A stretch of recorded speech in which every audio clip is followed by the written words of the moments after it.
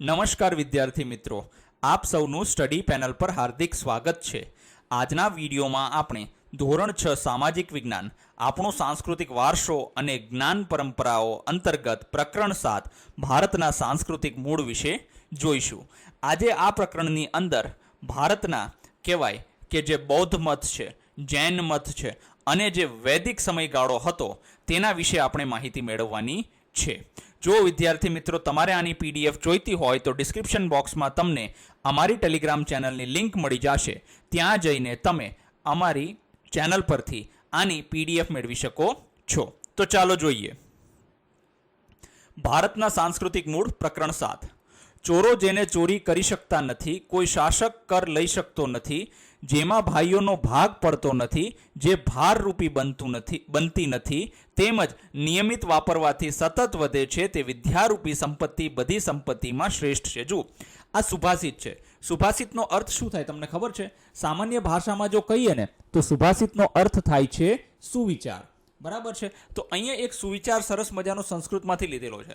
હવે જોઈએ તો કે આ સંસ્કૃતની અંદર આ ઓરિજિનલ શ્લોક શું છે અને આપણે એનો અર્થ સમજીએ। ચાલો જો ઓરિજિનલ શ્લોક છે આ, ન ચોર હાર્યમ ન ચ રાજ હાર્યમ, મતલબ ચોર ચોરી નથી કરી શકતો, રાજ એટલે શાસક, શાસક એને લઈ શકતો નથી, ન ભાતૃભાજ્યમ। જો હવે તમારા પપ્પાને માનો કે એક મકાન છે અને તમે બે ભાઈઓ છો તો એના બે ભાગ પડશે, 100% બે ભાગ પડશે, બંનેને અડધું અડધું મકાન મળશે। પણ જ્યારે તમારું કહેવાય કે આ વિદ્યા છે, વિદ્યાનો ભાગ પડતો નથી। તમે જેટલી વિદ્યા અને જેટલું જ્ઞાન મેળવશો એ તમને એકલાને જ કામ આવશે, એમાં તમારા ભાઈઓ તમારી પાસે ભાગ માંગશે નહીં। નચ ભારકારી અર્થાત એ ભારરૂપ પણ બનતી નથી। વ્યય કૃતે વર્ધતે એવ નિત્યમ વિદ્યાધનમ સર્વધન પ્રધાનમ, અર્થાત વ્યય એટલે જેનો વ્યય વાપરવાથી શું થાય છે એ વધે છે, અને કે નિત્ય વાપરવાથી મતલબ નિયમિત વાપરવાથી એ વધે છે। વિદ્યાધન છે, વિદ્યારૂપી સંપત્તિ છે, એ બધી સંપત્તિઓમાં શું છે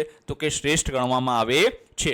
એટલે વિદ્યાર્થી મિત્રો, તમે જે અભ્યાસ કરો છો એ અભ્યાસ કહેવાય ને કે વ્યવસ્થિત રીતે કરજો, જેથી કરીને આ જ્ઞાન જે છે તે તમને કામ આવે। કેમ કે આ જ જ્ઞાનની કોઈ ચોરી નહીં કરી શકે, કોઈ ભાગ નહીં પાડી શકે, આ ફક્ત ને ફક્ત તમારું જ રહેવાનું છે।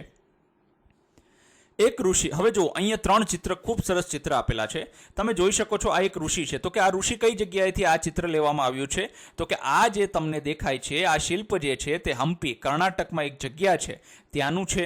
પછી આ છે ભૂતાનમાં એક બૌદ્ધ ભગવાનનું ચિત્ર છે, પછી મહાવીર સ્વામીનું ચિત્ર છે જે બિહારમાં આવેલું છે। મહત્વપૂર્ણ પ્રશ્ન, વેદો શું છે, તે શું સંદેશ આપે છે? જુઓ, તમે કદાચ કોઈના મોઢે સાંભળ્યું હોય તો તમને ખબર હશે કે આપણે જે છે કહેવાય કે સનાતન ધર્મની અંદર તમે જોવા જાઓ તો જે 4 વેદ ઉપર આખો કહેવાય કે સનાતન ધર્મ એના ઉપર આધાર રાખે છે, અને એના આગળ જ બધા કહેવાય કે એ બધાની અંદર કે ઉપનિષદો એનાથી આગળ લખાણા, અન્ય સંહિતાઓ એના ઉપર લખાણી છે, એ બધું જ એ બધાનું મૂળ શું માનવામાં આવે છે તો કે વેદો માનવામાં આવે છે। અને વેદો જે છે તે મુખ્યત્વે 4 છે। ચાલો હવે જોઈએ તો વેદ શબ્દ વિદ પરથી આવ્યો છે, જેનો અર્થ શું થાય છે તો કે જ્ઞાન થાય છે। પછી વેદો ભારતના સૌથી પ્રાચીન ગ્રંથો છે, કુલ 4 વેદ છે। જો હકીકતમાં ભારતના નહીં પણ વિશ્વના સૌથી પ્રાચીન ગ્રંથોમાં વેદને ગણવામાં આવે છે। અને કેટલા વેદ છે તો કે 4 વેદ છે। પ્રથમ વેદ છે ઋગ્વેદ, પછી યજુર્વેદ, સામવેદ અને અથર્વવેદ। આ રીતે 4 વેદો જે છે તે આપણે ભારતીય સંસ્કૃતિ પ્રમાણે છે। અને ઋગ્વેદને શું માનવામાં આવે છે તો કે વિશ્વનો સૌથી કહેવાય કે લેખિત દસ્તાવેજ જો કોઈ હોય સૌથી જૂનામાં જૂનો તો એ કયો છે? એ ઋગ્વેદ છે। તેમાં હજારો સૂક્ત, પ્રાર્થનાઓ। હવે જુઓ તો કે આ વેદોની અંદર શું આપેલું છે તો કે આ વેદોની અંદર જે છે પ્રકૃતિ કહેવાય કે વરસાદ છે, ઝાડ છે, નદી છે, પર્વત છે, અગ્નિ છે, આ બધાની પૂજા માટે અલગ અલગ પ્રાર્થનાઓ આપવામાં આવી છે, જે પ્રાચીન સમયમાં મૌખિક રીતે એક પેઢીથી બીજી પેઢી સુધી પહોંચાડવામાં આવતી।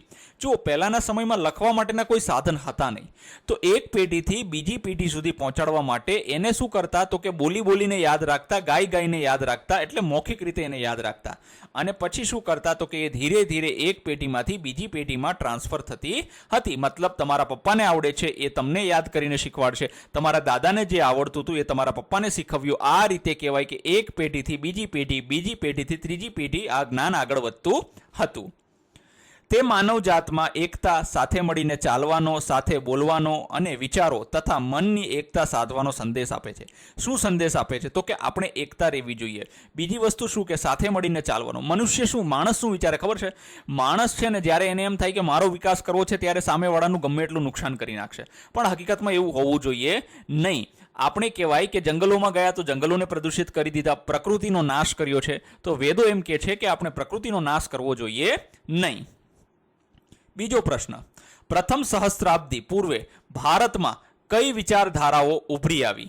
તેના મૂળભૂત સિદ્ધાંતો શું હતા? જો પ્રથમ સહસ્ત્રાબ્દી એટલે શું? સહસ્ત્રાબ્દી એટલે 1000 વર્ષ થાય છે. અત્યારે તમે જોવા જાઓ તો આપણે કહેવાય કે દ્વિતીય સહસ્ત્રાબ્દી પૂરી કરી છે અને તૃતીય સહસ્ત્રાબ્દી તરફ વધી રહ્યા છીએ. બરાબર છે. હકીકતમાં જોવા જઈએ તો આમ કહેવાય કે 1100 થી 2000 સુધીમાં આવી ગયા એટલે આપણી કેવી થઈ ગઈ? તો કે દ્વિતીય સહસ્ત્રાબ્દી આપણે પૂરી કરી દીધી છે. તો એની પહેલાની એટલે 0 થી લઈને 1000 વર્ષ સુધીનો જે ગાળો હતો એને પ્રથમ સહસ્ત્રાબ્દી કહેવાય છે. તો કે એના પહેલા ભારતમાં કઈ કઈ વિચારધારાઓ ઉભરી? તો કે એના પહેલા ભારતમાં બૌદ્ધ અને જૈન વિચારધારાઓ મુખ્ય રૂપે ઉભરી હતી. તો કે એના મૂળભૂત સિદ્ધાંતો શું હતા અને શા માટે અમલમાં આવી? તો કે નવી વિચારધારાઓ. તો કે પ્રથમ સહસ્ત્રાબ્દી પૂર્વે ભારતમાં મુખ્યત્વે બૌદ્ધ મત અને જૈન મત જેવી વિચારધારાઓ ઉભરી આવી હતી. આ સિવાય ઉપનિષદોનું ચિંતન, યોગ, ચરવાક દર્શનનો પણ વિકાસ થયો હતો. જો ચરવાક જે છે એક ઋષિ હતા અને એ પણ એક અલગ વિચારધારા ધરાવતા હતા. તો એનો પણ પોતાનો એક મત અલગ હતો. પછી શું કીધું છે? ત્રીજો પ્રશ્ન. પછી મૂળભૂત સિદ્ધાંતો. તો કે બૌદ્ધ મત જે હતો એનો મૂળભૂત સિદ્ધાંત શું હતો? તો કે દુઃખનું મુખ્ય કારણ અજ્ઞાન અને આસક્તિ, અહિંસા, આંતરિક શિસ્ત અને પોતાના મન કે સ્વભાવ પર વિજય મેળવ્યો એ તેના મુખ્ય સિદ્ધાંતો હતા. જો હકીકતમાં આ બધું કહેવાય કે તમારી પાસે જ્ઞાન નથી, તમને કોઈ વસ્તુનો મોહ છે કે આની પાસે કંપાસ બોક્સ છે, મારો છે, એ મારી પાસે કેમ નથી?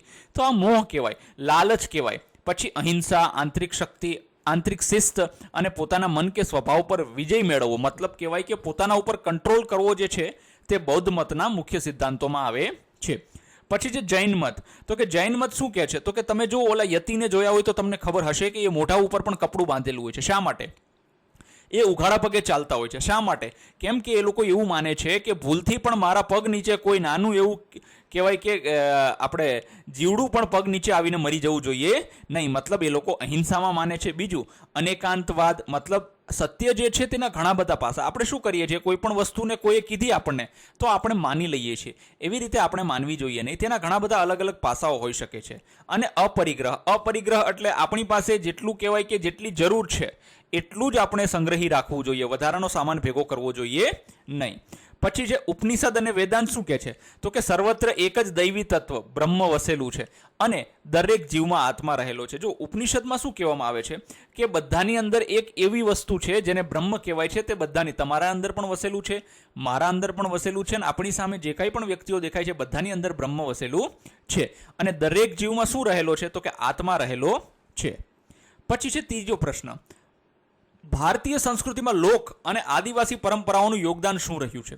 હકીકતમાં તમે જોવા જોઈએ ને કે આજ પણ આદિવાસી સમુદાયના લોકો જે પણ છે ને એ હકીકતમાં શેની પૂજા કરે છે ખબર છે? તો કે એ પ્રકૃતિની પૂજા કરે છે. જેમ કે ઝાડ છે, પછી તમે આગળ જશો તો તમને ખબર પડશે નદી, પહાડ છે, ચંદ્ર છે, સૂર્ય છે, આ બધી વસ્તુઓની એ પૂજા કરે છે. બરાબર છે. ચાલો, સતત આદાન પ્રદાન. લોક, આદિવાસી અને મુખ્ય પ્રવાહની પરંપરાઓ વચ્ચે સદીઓથી વિચારો, દેવી દેવતાઓ, કથાઓ અને રીતિ રિવાજોનું આદાન પ્રદાન થતું હતું. હવે જો જે લોકો જૂના સમયમાં રહેતા હતા એ લોકો પોતાની આસપાસના, જો કે અત્યારે પણ આપણે આદાન પ્રદાન કરીએ છીએ, બીજા દેશો સાથે આપણા સંબંધો, આ બધી વસ્તુ આદાન પ્રદાનમાં આવે છે. તો એ સમયે પણ લોકો શું કરતા? તો કે પોતાના રીતિ રિવાજો છે, દેવી દેવતાઓ છે, પોતાના વિચારો છે, એનું એકબીજા સાથે શું કરતા? આદાન પ્રદાન એટલે લેવડ દેવડ કરતા હતા. પછી છે પ્રકૃતિ પૂજા અને પવિત્રતા. તો કે આદિવાસીઓ જે છે તે પ્રકૃતિના તત્વોની વધારે પૂજા કરતા. તો કે કયા? તો કે પર્વતો, નદીઓ, વૃક્ષો, પ્રાણીઓ અને ખડકોને પવિત્ર ગણીને તેમની પૂજા કરતા હતા. જેથી કરીને શું છે, જુઓ આમાં એવું છે, ઘણા લોકો એમ વિચારે કે અરે આ લોકો તો કહેવાય ને કે જાનવરોને પૂજે છે, પથ્થરોને પૂજે છે. પથ્થરોને થોડા પૂજવાના? અરે ભાઈ, પૂજા એટલા માટે કરીએ છીએ જો તમે કોઈ વસ્તુ પૂજનીય હશે ને તો તમે એને નુકસાન પહોંચાડશો નહીં. કોઈ વસ્તુ પૂજનીય નહીં હોય તો આપણે શું કરીશું? તો કે એને નુકસાન પહોંચાડીશું. એટલા માટે આપણે એની પૂજા કરીએ છીએ. હવે આપણે જોઈએ પાઠ. શું કીધું છે? એક અંદાજ મુજબ ભારતીય સંસ્કૃતિ હજારો વર્ષ જૂની છે. એક પ્રાચીન વૃક્ષની જેમ તેના ઘણા મૂળ અને શાખાઓ છે, જેમાં મૂળ એક શાખા થડને પોષણ આપે છે. હવે જુઓ, ભારતીય સંસ્કૃતિ છે ને હજારો વર્ષ જૂની છે. આખા વિશ્વએ આ વસ્તુ સ્વીકારી લીધી છે. હા, ભારતમાંના કેટલાક લોકો આ વસ્તુ સ્વીકારતા નથી, પણ આખું વિશ્વ આ વસ્તુ માને છે કે ભારતીય સંસ્કૃતિ છે તે સૌથી પ્રાચીનતમ સંસ્કૃતિઓમાંની એક છે. હવે એમાં એમ કહેવા માંગે છે કે પ્રાચીન વૃક્ષ જેમ જૂનું બહુ જૂનું ઝાડ હોય, વૃક્ષ હોય, તો એને શું હોય? તો કે એને ઘણા બધા મૂળ હોય, ઘણી બધી શાખાઓ હોય, ડાળીઓ હોય, પણ હકીકતમાં એનું જે થડ છે, એને જે પોષણ આપનારું થડ છે એ એક જ છે. અને એ કયું છે? તો કે એ સનાતન છે. અને તેમાંથી અસંખ્ય શાખાઓ નીકળે છે. અને તે જ રીતે ભારતીય સંસ્કૃતિ વિવિધ પાસાઓનું પ્રતિનિધિત્વ કરે છે. તેમ છતાં આ શાખાઓ મુખ્ય થડ દ્વારા જોડાયેલી છે. હકીકતમાં કહેવા એવું માગે છે કે જે બૌદ્ધ મત છે, જૈન મત છે, શીખ મત છે, આ બધા હકીકતમાં કોનો ભાગ છે? તો કે સનાતનનો ભાગ છે, સનાતન ધર્મનો ભાગ છે, હિન્દુ ધર્મનો ભાગ છે. એની મુખ્ય શાખાઓ કલા, સાહિત્ય, વિજ્ઞાન, ચિકિત્સા, ધર્મ, શાસન, માર્શલ આર્ટ્સ વગેરે છે. કેટલીક વિચારધારાઓ પણ છે જેના દ્વારા આપણે વિચારકો અથવા આધ્યાત્મિક મુમુક્ષોના જૂથનો ઉલ્લેખ કરીએ છીએ, જેમના વિચારો માનવ જીવન, વિશ્વ વગેરે વિશે સમાન વિચારો છે. હકીકતમાં જોવા જઈએ ને તો મુમુક્ષુનો અર્થ શું થાય ખબર છે? કે કોઈક કે જે આ વિશ્વના સત્યને શોધે છે, તે ઋષિ, સંત, યોગી, દાર્શનિક વગેરે. હકીકતમાં જે મોક્ષ પ્રાપ્ત કરવાની ઈચ્છા ધરાવતો હોય ને એને મુમુક્ષુ કહેવાય. મતલબ આ બધી મોહ માયામાંથી છૂટી જવું હોય ને એને મુમુક્ષુ કહેવાય છે. તો આ વસ્તુ કહેવાય કે આ જૂથ જે છે તે અલગ અલગ વિચારકો છે. મતલબ બૌદ્ધ મતના અલગ વિચારકો છે, જૈન મતના અલગ વિચારકો છે, હિન્દુ ધર્મના અલગ કહેવાય કે હિન્દુ ધર્મના વિચારકો અલગ છે. આવી રીતે બધા વિચારકો પોતપોતાના અલગ અલગ છે. હકીકતમાં એ બધાનું અર્થ શું છે ખબર છે? એ બધા કહેવા તો એવું જ માંગે છે કે માનવ જાતિનું કલ્યાણ થવું જોઈએ. ઘણા પુરાતત્વવિદો અને વિદ્વાનોએ નિર્દેશ કર્યો છે કે ભારતીય સંસ્કૃતિના કેટલાક મૂળ સિંધુ અથવા સિંધુ સરસ્વતી સભ્યતા, જેને આપણે પ્રકરણ 6 માં અભ્યાસ કર્યો, સુધી જાય છે. જુઓ, પ્રકરણ 6 ની અંદર આપણે શું અભ્યાસ કર્યો છે? તો કે જે સિંધુ સભ્યતા છે અથવા તો હડપ્પા સભ્યતા અથવા તો એને આધુનિક સમયમાં આપણે શું કહીએ છીએ? સિંધુ સરસ્વતી સભ્યતા કહીએ છીએ. તેના મૂળ જે છે તે એવું કહેવાય કે ત્યાં સુધી જાય છે. ત્યારબાદ સમય જતાં ભારતમાં વિવિધ પ્રકારના જીવન દર્શનનો ઉદય થયો. આપણે અહીં કેટલાક પ્રારંભિક દર્શનોની ચર્ચા કરીશું, જેણે ભારતને એક વિશિષ્ટ ઓળખ ધરાવતા રાષ્ટ્ર તરીકે આકાર આપ્યો છે. આપણે તેમના મૂળને સમજીએ. ઇન્ડિયા એટલે કે ભારત, ઇન્ડિયા ધેટ ઇઝ ભારતને સારી રીતે સમજી શકીએ. જુઓ, સમય જતાં શું છે કે જે હડપ્પા સભ્યતા હતી અથવા તો સિંધુ સભ્યતા હતી, સિંધુ સરસ્વતી સભ્યતા, એમાં ધીરે ધીરે કહેવાય કે સમય જતાં અલગ અલગ પ્રકારના જ્ઞાનનો દર્શન, મતલબ શું છે ખબર છે? જ્ઞાનનો ઉદય થયો. કે ધીરે ધીરે તમે કેમ આગળના ધોરણમાં વધતા જાઓ છો, એમ આ લોકો પણ પ્રકૃતિને બહુ સારી રીતે સમજવા લાગ્યા. અને પ્રકૃતિને સારી રીતે સમજવા લાગ્યા. આજે એના વિશે જ આપણે ચર્ચા કરવાની છે કે એ પ્રકૃતિને સમજતા કઈ કઈ વિચારધારાઓ કહેવાય કે અમલમાં આવી છે. વેદો અને વૈદિક સંસ્કૃતિ. તો સૌ પ્રથમ આપણે જોઈએ કે વેદો જે છે, બરાબર છે? તો કે વેદો શું છે? તો કે વેદ શબ્દ વિદ પરથી આવ્યો છે, જેનો અર્થ જ્ઞાન, જેમ કે વિદ્યા. હવે જુઓ, વિદનો અર્થ શું થાય? જ્ઞાન થાય છે. જો વિદ્યાર્થી મિત્રો, આ પ્રશ્ન જે છે તે 1 માર્કમાં આવી શકે છે. અગાઉના પ્રકરણમાં ઋગ્વેદનો ઉલ્લેખ કર્યો છે. હકીકતમાં 4 વેદ છે. જુઓ, આ ઓરિજિનલ નથી. આ શું છે? ઋગ્વેદનું એક કહેવાય કે આવી રીતે આમાં સૂક્તો અને સૂત્ર આપેલા છે, મંત્રો આપેલા છે. હકીકતમાં આ બધા કહેવાય કે પાંદડાઓ ઉપર લખેલા હતા, તામ્રપત્ર ઉપર લખેલા હતા. વ્યવસ્થિત રીતે એને ગૂંથ્યા, શોધ્યા, એનો અભ્યાસ કર્યો અને પછી એને વ્યવસ્થિત રીતે એક પુસ્તકમાં રજૂ કર્યા છે. કેટલા વેદ છે? તો કે 4 વેદ છે. કયા કયા છે? તો કે ઋગ્વેદ, યજુર્વેદ, સામવેદ અને અથર્વવેદ. આ વેદો ભારતના સૌથી પ્રાચીન ગ્રંથો છે, જેની ગણના વિશ્વના સૌથી પ્રાચીન ગ્રંથોમાંથી એક ગણાય છે. જુઓ, ભારતના તો સૌથી પ્રાચીન ગ્રંથો છે જ તે, પણ વિશ્વના જે સૌથી પ્રાચીન ગ્રંથો છે તેમાં પણ વેદોની ગણતરી કરવામાં આવે છે. વેદોમાં હજારો સ્તોત્રો, કવિતાઓ અને ગીતોના રૂપમાં પ્રાર્થના છે. તો કે વેદની અંદર શું લખેલું છે? તો કે હજારો સ્તોત્રો એટલે તો કે કવિતાઓ છે અથવા તો પ્રાર્થના છે, જે ગીતના સ્વરૂપમાં, મતલબ જેને ગાઈ શકાય છે.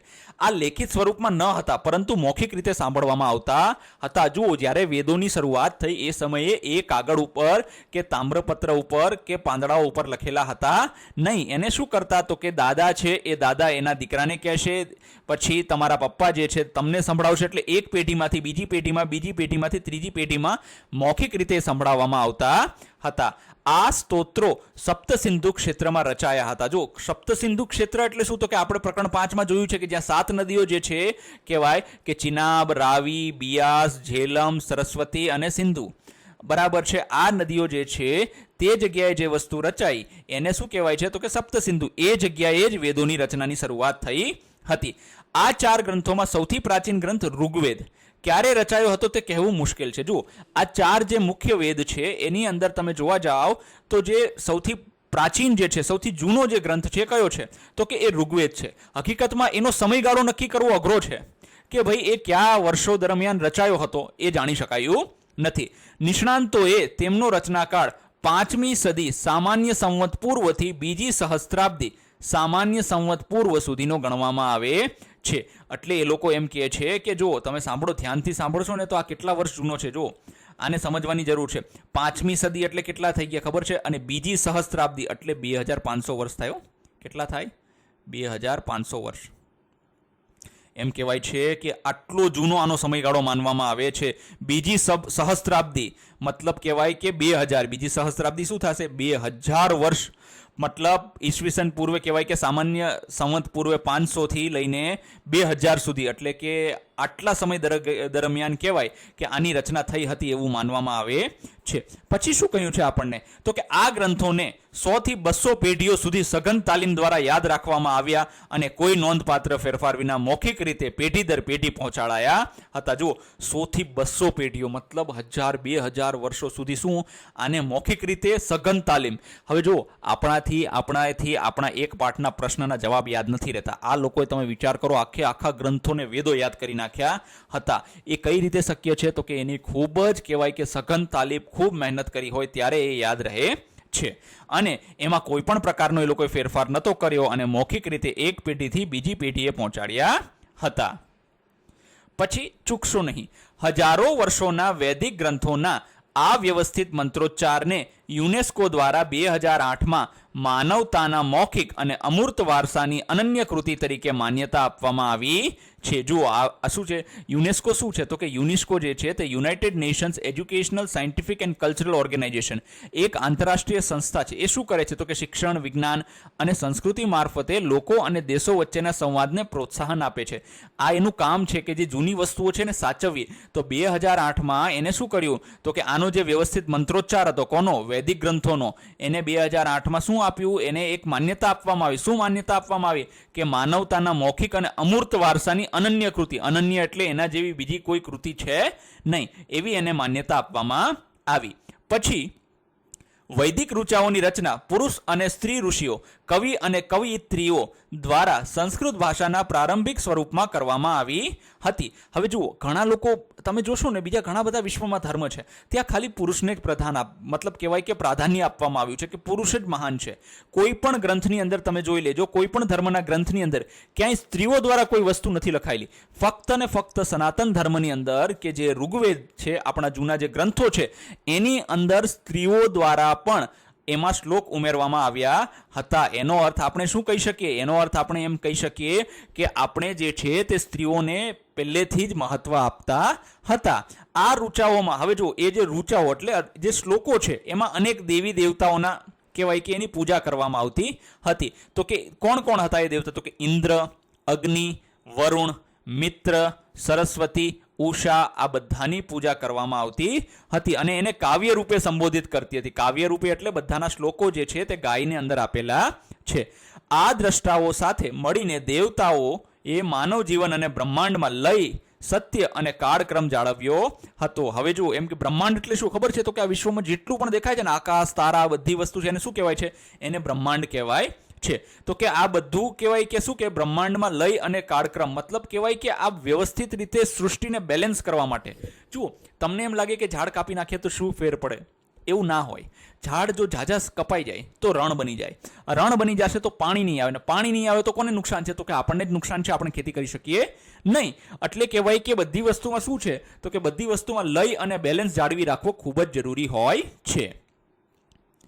આદ્ય પુરુષ અને સ્ત્રી ઋષિઓ દેવતાઓને અને દેવીઓના જુદા ન માનતા હતા, પરંતુ એક જ ગણાવ્યા. જેમ કે એક પ્રસિદ્ધ ઋચામાં કહેવામાં આવ્યું છે, જુઓ, પહેલાના સમયમાં આદ્ય પુરુષ એટલે શું, તો કે શરૂઆતના જે પુરુષો અને સ્ત્રી ઋષિઓ હતા એ લોકોએ દેવી દેવતાઓને અલગ માનતા હતા નહીં. એ શું કહેતા કે બધા એક જ છે. એવું એક શ્લોકમાં, મતલબ એક ઋચામાં એવું કહેવામાં આવ્યું છે, એકમ સત વિપ્રા બહુધા વદંતી, અર્થાત એક જ અંતિમ સત્ય છે. મતલબ કહેવાય કે આ બધી વસ્તુઓનો અંત જે છે તે શું છે, તે એક જ છે, પરંતુ બધા ઋષિઓએ તેને અલગ અલગ નામો આપ્યા છે. ઘણા લોકો કહેતા હોય ને કે તમારે 33 કરોડ દેવતા છે, આ છે તે છે. હકીકતમાં એવું નથી, એ બધું એક જ જગ્યાએ જઈને ઊભું રહે છે. પણ બધા ઋષિઓએ પોતપોતાના મત મુજબ, આપણું કહેવાય કે સનાતન ધર્મ એટલો સુવ્યવસ્થિત છે કે એને તમે પથ્થરને પૂજો તો કે પથ્થરને ભગવાન માનો, તો ઓલો કે મારે નદીને ભગવાન માનવા છે તો કે નદીને માનો, તો કે મારે વૃક્ષને ભગવાન માનવા છે વૃક્ષને માનો, જેને ભગવાન. કારણ કે આપણે બધાની અંદર શું વિચારીએ છીએ, તો કે બધાની અંદર ભગવાન આવેલો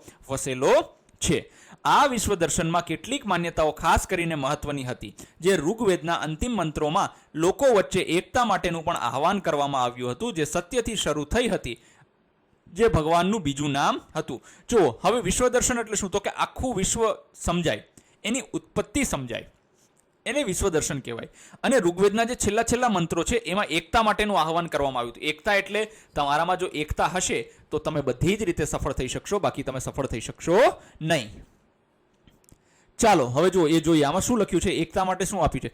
ચાલો આપણે સાથે ચાલીએ, સાથે બોલીએ, આપણા મન એક થાય, આપણા વિચારો એક થાય, આપણો હેતુ એક થાય, આપણા હૃદય એક થાય, આપણા વિચારો એક થવા દો, જેથી દરેક સંમત થાય. જો હવે શું કહે છે, છેલ્લે ઋગ્વેદમાં આવું લખેલું છે. શું લખેલું છે કે આપણે સાથે ચાલીએ, મતલબ એવું નહીં કે હું આગળ નીકળી જઈશ ને તમે પાછળ રહી જશો, નહીં. કોઈ મારો મિત્ર જે ભણવામાં વ્યવસ્થિત નથી, આપણે તેનો હાથ પકડવાનો છે, તેની પણ મદદ કરવાની છે કે આપણી સાથે તેનો પણ સારો નંબર આવે. સાથે બોલીએ, કોઈની સાથે કિટ્ટા ને કોઈ એવી વસ્તુઓ કે ગાળો કે એવું વર્તન નહીં કરવાનું, બધા સાથે વ્યવસ્થિત રીતે વાતો કરવાની, આપણા વિચારો એક થાય એ રીતે વાત કરવાની. અને એ ક્યારે થશે, તો કે એકબીજા સાથે ચર્ચા કરવાથી થશે. આપણો હેતુ એક થાય, મતલબ આપણે બધા જે પૃથ્વી પર આવ્યા છીએ, આપણો હેતુ શું છે, એ હેતુ સિદ્ધ થવો જોઈએ. આપણા હૃદય એક થાય, મતલબ આપણા હૃદયમાં કોઈના પ્રત્યે કોઈ પણ પ્રકારનો મેલ હોવો જોઈએ નહીં. એવી જ રીતે બધા આપણા વિચારો સાથે સંમત થાય, સહમત થાય, એવી વાત કરવામાં આવી છે. બી, વૈદિક સમાજ. પ્રારંભિક વૈદિક સમાજ વિવિધ જન, કુળ અથવા લોકોના મોટા સમૂહમાં રચાયેલો હતો. ઋગ્વેદમાં આવા 30 થી વધુ જનોની યાદી આપવામાં આવી છે. જુઓ, પહેલા જે શરૂઆતમાં જ્યારે વૈદિક કાળની જ્યારે શરૂઆત થઈ ને, જો અહીંયાથી આસપાસ શરૂઆત થઈ હતી, તો એ સમયગાળા દરમિયાન શું કહેવામાં આવે છે, તો કે ત્યારે જે છે તે અલગ અલગ સમૂહ હતા લોકોના. આપણે કેમ ગામડાઓ કહીએ છીએ, ત્યારે ગામડાઓ શબ્દ નહોતો, સમૂહ હતા, એને શું કહેવાતા, તો કે જન કહેવાતા.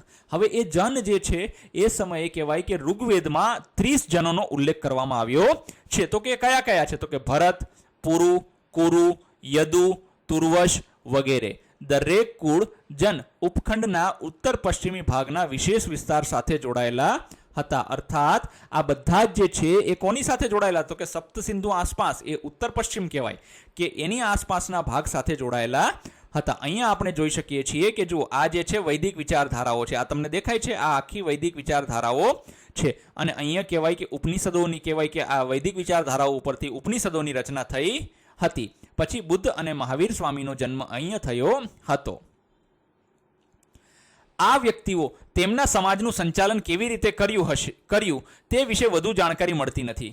વેદો આપણને માત્ર રાજા, સભા અને સમિતિ જેવા શબ્દો સાથે જોડે છે, જે બંને સામૂહિક મેળાવડા અને સભાનો ઉલ્લેખ કરે છે. હકીકતમાં એ લોકો કહેવાય કે આપણે જે જોયા ને, જે 10 જન હતા અથવા તો સમૂહ હતા, એ કઈ રીતે કહેવાય કે ચલાવતા હતા એ સમયનું શાસન, એનો કોઈ ખાસ ઉલ્લેખ જોવા મળતો નથી. પણ આપણને એમાંથી અમુક શબ્દ દેખાય છે. કયા કે, જેમ કે રાજા છે, સભા એટલે જ્યાં બધા ભેગા થતા હોય છે, સમિતિ છે, આવા શબ્દો દેખાય છે. સામૂહિક મેળાવડા મતલબ બધા એક જગ્યાએ મળીને કંઈક કરે છે, સભાનો ઉલ્લેખ કરે છે. આ બધી વસ્તુઓ જોવા મળે છે. વૈદિક ગ્રંથોમાં ઘણા વ્યવસાયોનો ઉલ્લેખ કરવામાં આવ્યો છે, જેમ કે ખેડૂત, વણકર, કુંભાર, શિલ્પકાર, સુથાર, વૈદ્ય, નૃત્યાંગના, વાણંદ, પુરોહિત વગેરે. જો આ બધા શું છે, તો કે આ બધા વ્યવસાયો છે. આપણને ખબર છે આ બધા વ્યવસાયો શું કામકાજ કરે છે. હવે વૈદ્ય એટલે શું, વૈદ્ય એટલે હકીકતમાં આજના સમયના ડોક્ટર, બરાબર છે. એ સમયમાં તેને શું કહેવામાં આવતા હતા, વૈદ્ય કહેવામાં આવતા હતા, જે શું કરતા, તો કે રોગો મટાડવામાં આપણી મદદ કરતા હતા. ચાલો શોધીએ, શું તમે એવી સમાજ વ્યવસ્થાને જાણો છો કે જ્યાં લોકો તેમના નેતાઓની પસંદગી સ્વયં કરે છે? તમને શું લાગે છે આવી પરિસ્થિતિથી તમને શું ફાયદો થઈ શકે છે? જુઓ, હકીકતમાં એવી કોઈ સ્થિતિ, એવી સમાજ વ્યવસ્થા ખરી? હા, આપણો અત્યારનું આધુનિક ભારત જે છે તે જ એવી જ સમાજ વ્યવસ્થા છે જ્યાં આપણે આપણા નેતાઓની પસંદગી કરીએ છીએ. એ લોકશાહી કહેવાય છે. હા, આવી સમાજ વ્યવસ્થાને શું કહેવાય છે? તો કે લોકશાહી કહેવામાં આવે છે. પ્રાચીન વૈદિક કાળમાં પણ લોકો પોતાના નેતા કે રાજાની પસંદગી કરવા માટે સભા અને સમિતિ જેવા સામૂહિક મેળાવડાઓ યોજતા હતા. જો આપણને એમ થાય કે ભારત અત્યારે લોકશાહી છે, ના, એવી વસ્તુ નથી. જે લોકો ઇતિહાસ વ્યવસ્થિત વાંચ્યો નથી તે ગમે એ બોલશે, પણ તમે જો ખરેખર ઇતિહાસના પન્નો વ્યવસ્થિત રીતે જો તમે વાંચશો તો તમને ખબર પડશે કે ભારતમાં પહેલાના સમયથી જ લોકશાહી રીતે નેતાઓની પસંદગી કરવામાં આવતી હતી. હા, અમુક અપવાદો 100% બધી જગ્યાએ જોવા મળે છે, પણ મોટા ભાગના કહેવાય કે લોકશાહી દ્વારા જ સંચાલિત થતા હતા. પછી શું કીધું છે? તો કે નેતાઓની પસંદગી પોતે કરવાના ફાયદા શું થાય? જો આપણા નેતાની પસંદગી આપણે કરીએ તો ફાયદો શું થાય? તો કે પ્રજાનું કલ્યાણ થાય. હવે તમે જેને ઈચ્છા હોય એને સરપંચ બનાવો તો શું થશે? તો કે એ ખરાબ સમયે તમારી મદદ કરશે, ગામના વિકાસમાં શું કરશે? તમારી મદદ કરશે. પછી તો કે જવાબદારી અને પારદર્શિતા. જો જાણીતી વ્યક્તિ હોય એ જવાબદારી સાથે કામ કરશે અને એને લાગશે કે આ વ્યક્તિને ખબર પડશે તો મારા વિશે ખરાબ વિચારશે. પારદર્શિતા એટલે એ કોઈ પણ પ્રકારની કહેવાય કે ઓલું નહીં કરે, ઘપલો કહેવાય ને, આપણે ઘપલો તો ના કહીએ, કે કોઈ પણ પ્રકારનું કાંઈ કહેવાય કે લાંચ ને એવું નહીં લે. પછી સમાનતા અને સ્વાતંત્ર્ય, અર્થાત એ જે છે લોકોને, તમે જો સમાનતા એટલે શું છે? તમે તમારો નેતા પસંદ કર્યો હોય તો તમે શું કરશો? તમે જાતે જઈને એને કહી શકશો કે ભાઈ અમને સમાનતા, અમને તમે સમાન રીતે કહેવાય કે રાખતા નથી. તમારી સ્વતંત્રતા છે તે પણ જળવાઈ રહેશે. પછી હવે જો માનો કે પસંદ ન કરેલ નેતાને આધીન રહેવાના ગેરફાયદા. હવે માનો કે તમે કોઈ નેતાને પસંદ નથી કર્યો, પણ તમારે મજબૂરીમાં તમારે સરપંચ બનાવવો હતો બીજાને, અને બની ગયો બીજો વ્યક્તિ, તો તમારે મજબૂરીમાં એની પાસે રહેવું પડે. તો કે એનાથી શું થાય? શોષણ અને અન્યાય થાય. મતલબ એ કહેવાય કે તમારા કામ જે કરવાના હોય એ થઈ ન શકે અને તમારા અધિકારો જે છે એનું ઉલ્લંઘન થતું હોય છે, જેમાં રાજાશાહી શાસન કે આપખુદશાહી શાસન આવે છે. પછી અસંતોષ અને ક્રાંતિ. આવા સમયે શું થાય છે? તો કે અસંતોષ આવે છે. પછી શું થાય છે? તો કે ક્રાંતિ સર્જાય છે. સી, વૈદિક દર્શન. વૈદિક સંસ્કૃતિમાં ઘણી ધાર્મિક વિધિઓ, યજ્ઞ વગેરે વિકસિત થઈ, જે વ્યક્તિગત અને સામૂહિક લાભ અને કલ્યાણ માટે વિવિધ દેવતાઓ અને દેવીઓ. જો દેવતાઓનો અર્થ ક્યારેય ખાલી દેવતાઓ નથી થતો, મતલબ પુરુષ નથી થતો, આમાં દેવીઓ પણ આવી જાય છે, અને સમર્પિત અને નિર્દેશિત હતી. જો વૈદિક દર્શનની અંદર, વૈદિક સંસ્કૃતિમાં શું હતી? તો કે ઘણી બધી ધાર્મિક વિધિઓ એટલે યજ્ઞ કરતા હતા. તો કે શેના માટે? તો કે એનાથી સામૂહિક લાભ થતા હતા અને લોક કલ્યાણ માટે થતા હતા. અને તો કે એ દૈનિક ધાર્મિક વિધિઓમાં ફક્ત કોને? તો કે અગ્નિ ને પ્રાર્થના અને અર્પણનો સમાવેશ થતો હતો. પરંતુ સમય જતાં ધાર્મિક વિધિઓ વધુ જટિલ બનતી ગઈ. જો ધીરે ધીરે જે છે, પહેલા તો બહુ સરળ હતી આ બધી ધાર્મિક વિધિ, પણ સમય જતાં આમાં સુધારો આવતો ગયો અને આ બધી કેવી બનતી ગઈ? તો કે અઘરી બનતી ગઈ હતી.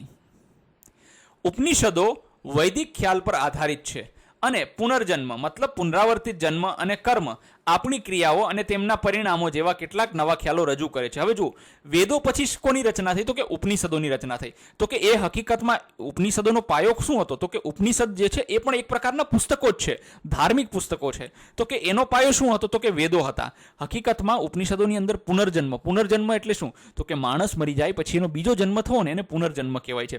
બીજું શું કીધું છે? ને કર્મ એટલે શું? તમે જો કોઈ સાથે સારું કર્યું હશે તો તમારી સાથે 100% સારું થવાનું છે, પણ જો તમે કોઈનું અહિત અથવા તો ખરાબ કર્યું હશે તો તમારી સાથે સારું થવાનું નથી. આવા ખ્યાલો ઉપનિષદમાં આપવામાં આવ્યા છે. વેદાંત તરીકે ઓળખાતી વિચારધારા અનુસાર બધું માનવ જીવન, પ્રકૃતિ અને બ્રહ્માંડ એક દૈવી તત્વ છે, જેને બ્રહ્મ, આ ભગવાન બ્રહ્માથી અલગ છે અથવા ક્યારેક ફક્ત તેને તત્ કહેવામાં આવે છે. હવે જુઓ, આને શું કીધું છે આપણને? આને એમ કીધું છે કે વેદાંત તરીકે ઓળખાતી વિચારધારા. વેદાંત એટલે વેદોનો અંત, મતલબ વેદોની અંતે જે વસ્તુઓની રચના થઈને વેદાંત કહેવાય છે. તો કે એના અનુસાર શું છે કે બધી વસ્તુઓ જે છે એ એક જ તત્વની બનેલી છે, એ છે બ્રહ્મ. બ્રહ્મનો અર્થ બ્રહ્મા ભગવાન, મતલબ બ્રહ્માજી થતું નથી. અને ઘણી વખત એને શું કહેવાય છે? તત્વમસી કરીને એક સંસ્કૃતમાં ખૂબ સરસ શ્લોક છે, તો તત્ તરીકે ઓળખવામાં આવે છે. આવા બે પ્રખ્યાત મંત્રોમાં સરળ અને ઊંડાણપૂર્વક વ્યક્ત કરવામાં આવી છે. તો પેલું છે અહમ બ્રહ્માસ્મિ, મતલબ હું બ્રહ્મ છું, અર્થાત હું દિવ્ય છું. હું ભગવાન છું નહીં, એવું નહીં હો ભાઈ, હું દિવ્ય છું. પછી તત્વમ અસી, તમે એ જ બ્રહ્મ છો, મતલબ જે હું પોતે બ્રહ્મ છું, હું દિવ્ય છું, અને તમે પણ શું છો? તો કે તમે પણ એ જ દિવ્ય છો, એ જ બ્રહ્મ છો. ઉપનિષદોમાં પણ આત્મન અને સ્વની કલ્પના કરવામાં આવી છે, જે દરેક જીવમાં વસે છે, પરંતુ તે બ્રહ્મનું સ્વરૂપ છે. તે અનુસાર આ જગતમાં બધું પરસ્પર જોડાયેલું છે અને એકમેક પર આધાર રાખે છે. જુઓ, ઉપનિષદો શું કહે છે કે પોતાની કલ્પના કરે છે, મતલબ પોતાની અંદર જે રહેલો છે આત્મા, એની વાત કરે છે. એ શું છે? તો કે એ દરેક જીવની અંદર વસે છે, મતલબ એ નાનું એવડું જીવડું હોય, કીડી મકોડો કોઈ પણ જીવ હોય, એની અંદર આ વસ્તુ વસે છે. અને તે જીવ પણ શું છે? તો કે બ્રહ્મનું એક સ્વરૂપ છે. એના અનુસાર શું છે? તો કે એના અનુસાર આખું વિશ્વ જે છે તે એકબીજા સાથે જોડાયેલું છે અને એકબીજા પર આધાર રાખે છે. તેમાં એક મહત્વપૂર્ણ પ્રાર્થનાનું વર્ણન પણ કરવામાં આવ્યું છે. સર્વે ભવંતુ સુખીનઃ, અથવા બધા જીવો સુખી રહે. જુઓ, સર્વે ભવંતુ સુખીના, સર્વે સંતુ નિરામયા, ખૂબ સરસ શ્લોક છે. આ બધી વસ્તુઓ કેમાં આવે? તો કે ઉપનિષદોમાં આપવામાં આવી છે. કે જો આપણે એવું વિચારીએ છીએ કે હું એકલો સુખી ના રહું, પણ આ વિશ્વમાં જેટલા પણ લોકો છે, જેટલા પણ જીવ છે, તે બધા સુખી રહે છે. બધાના રોગ અને દુઃખોની મુક્તિ માટેના કામના કરે છે. મતલબ કોઈ બીમાર ન રહેવું જોઈએ, અને બીમાર હોય તો ઝડપથી સાજું થઈ જવું જોઈએ, એવી કામના આના દ્વારા કરવામાં આવે છે.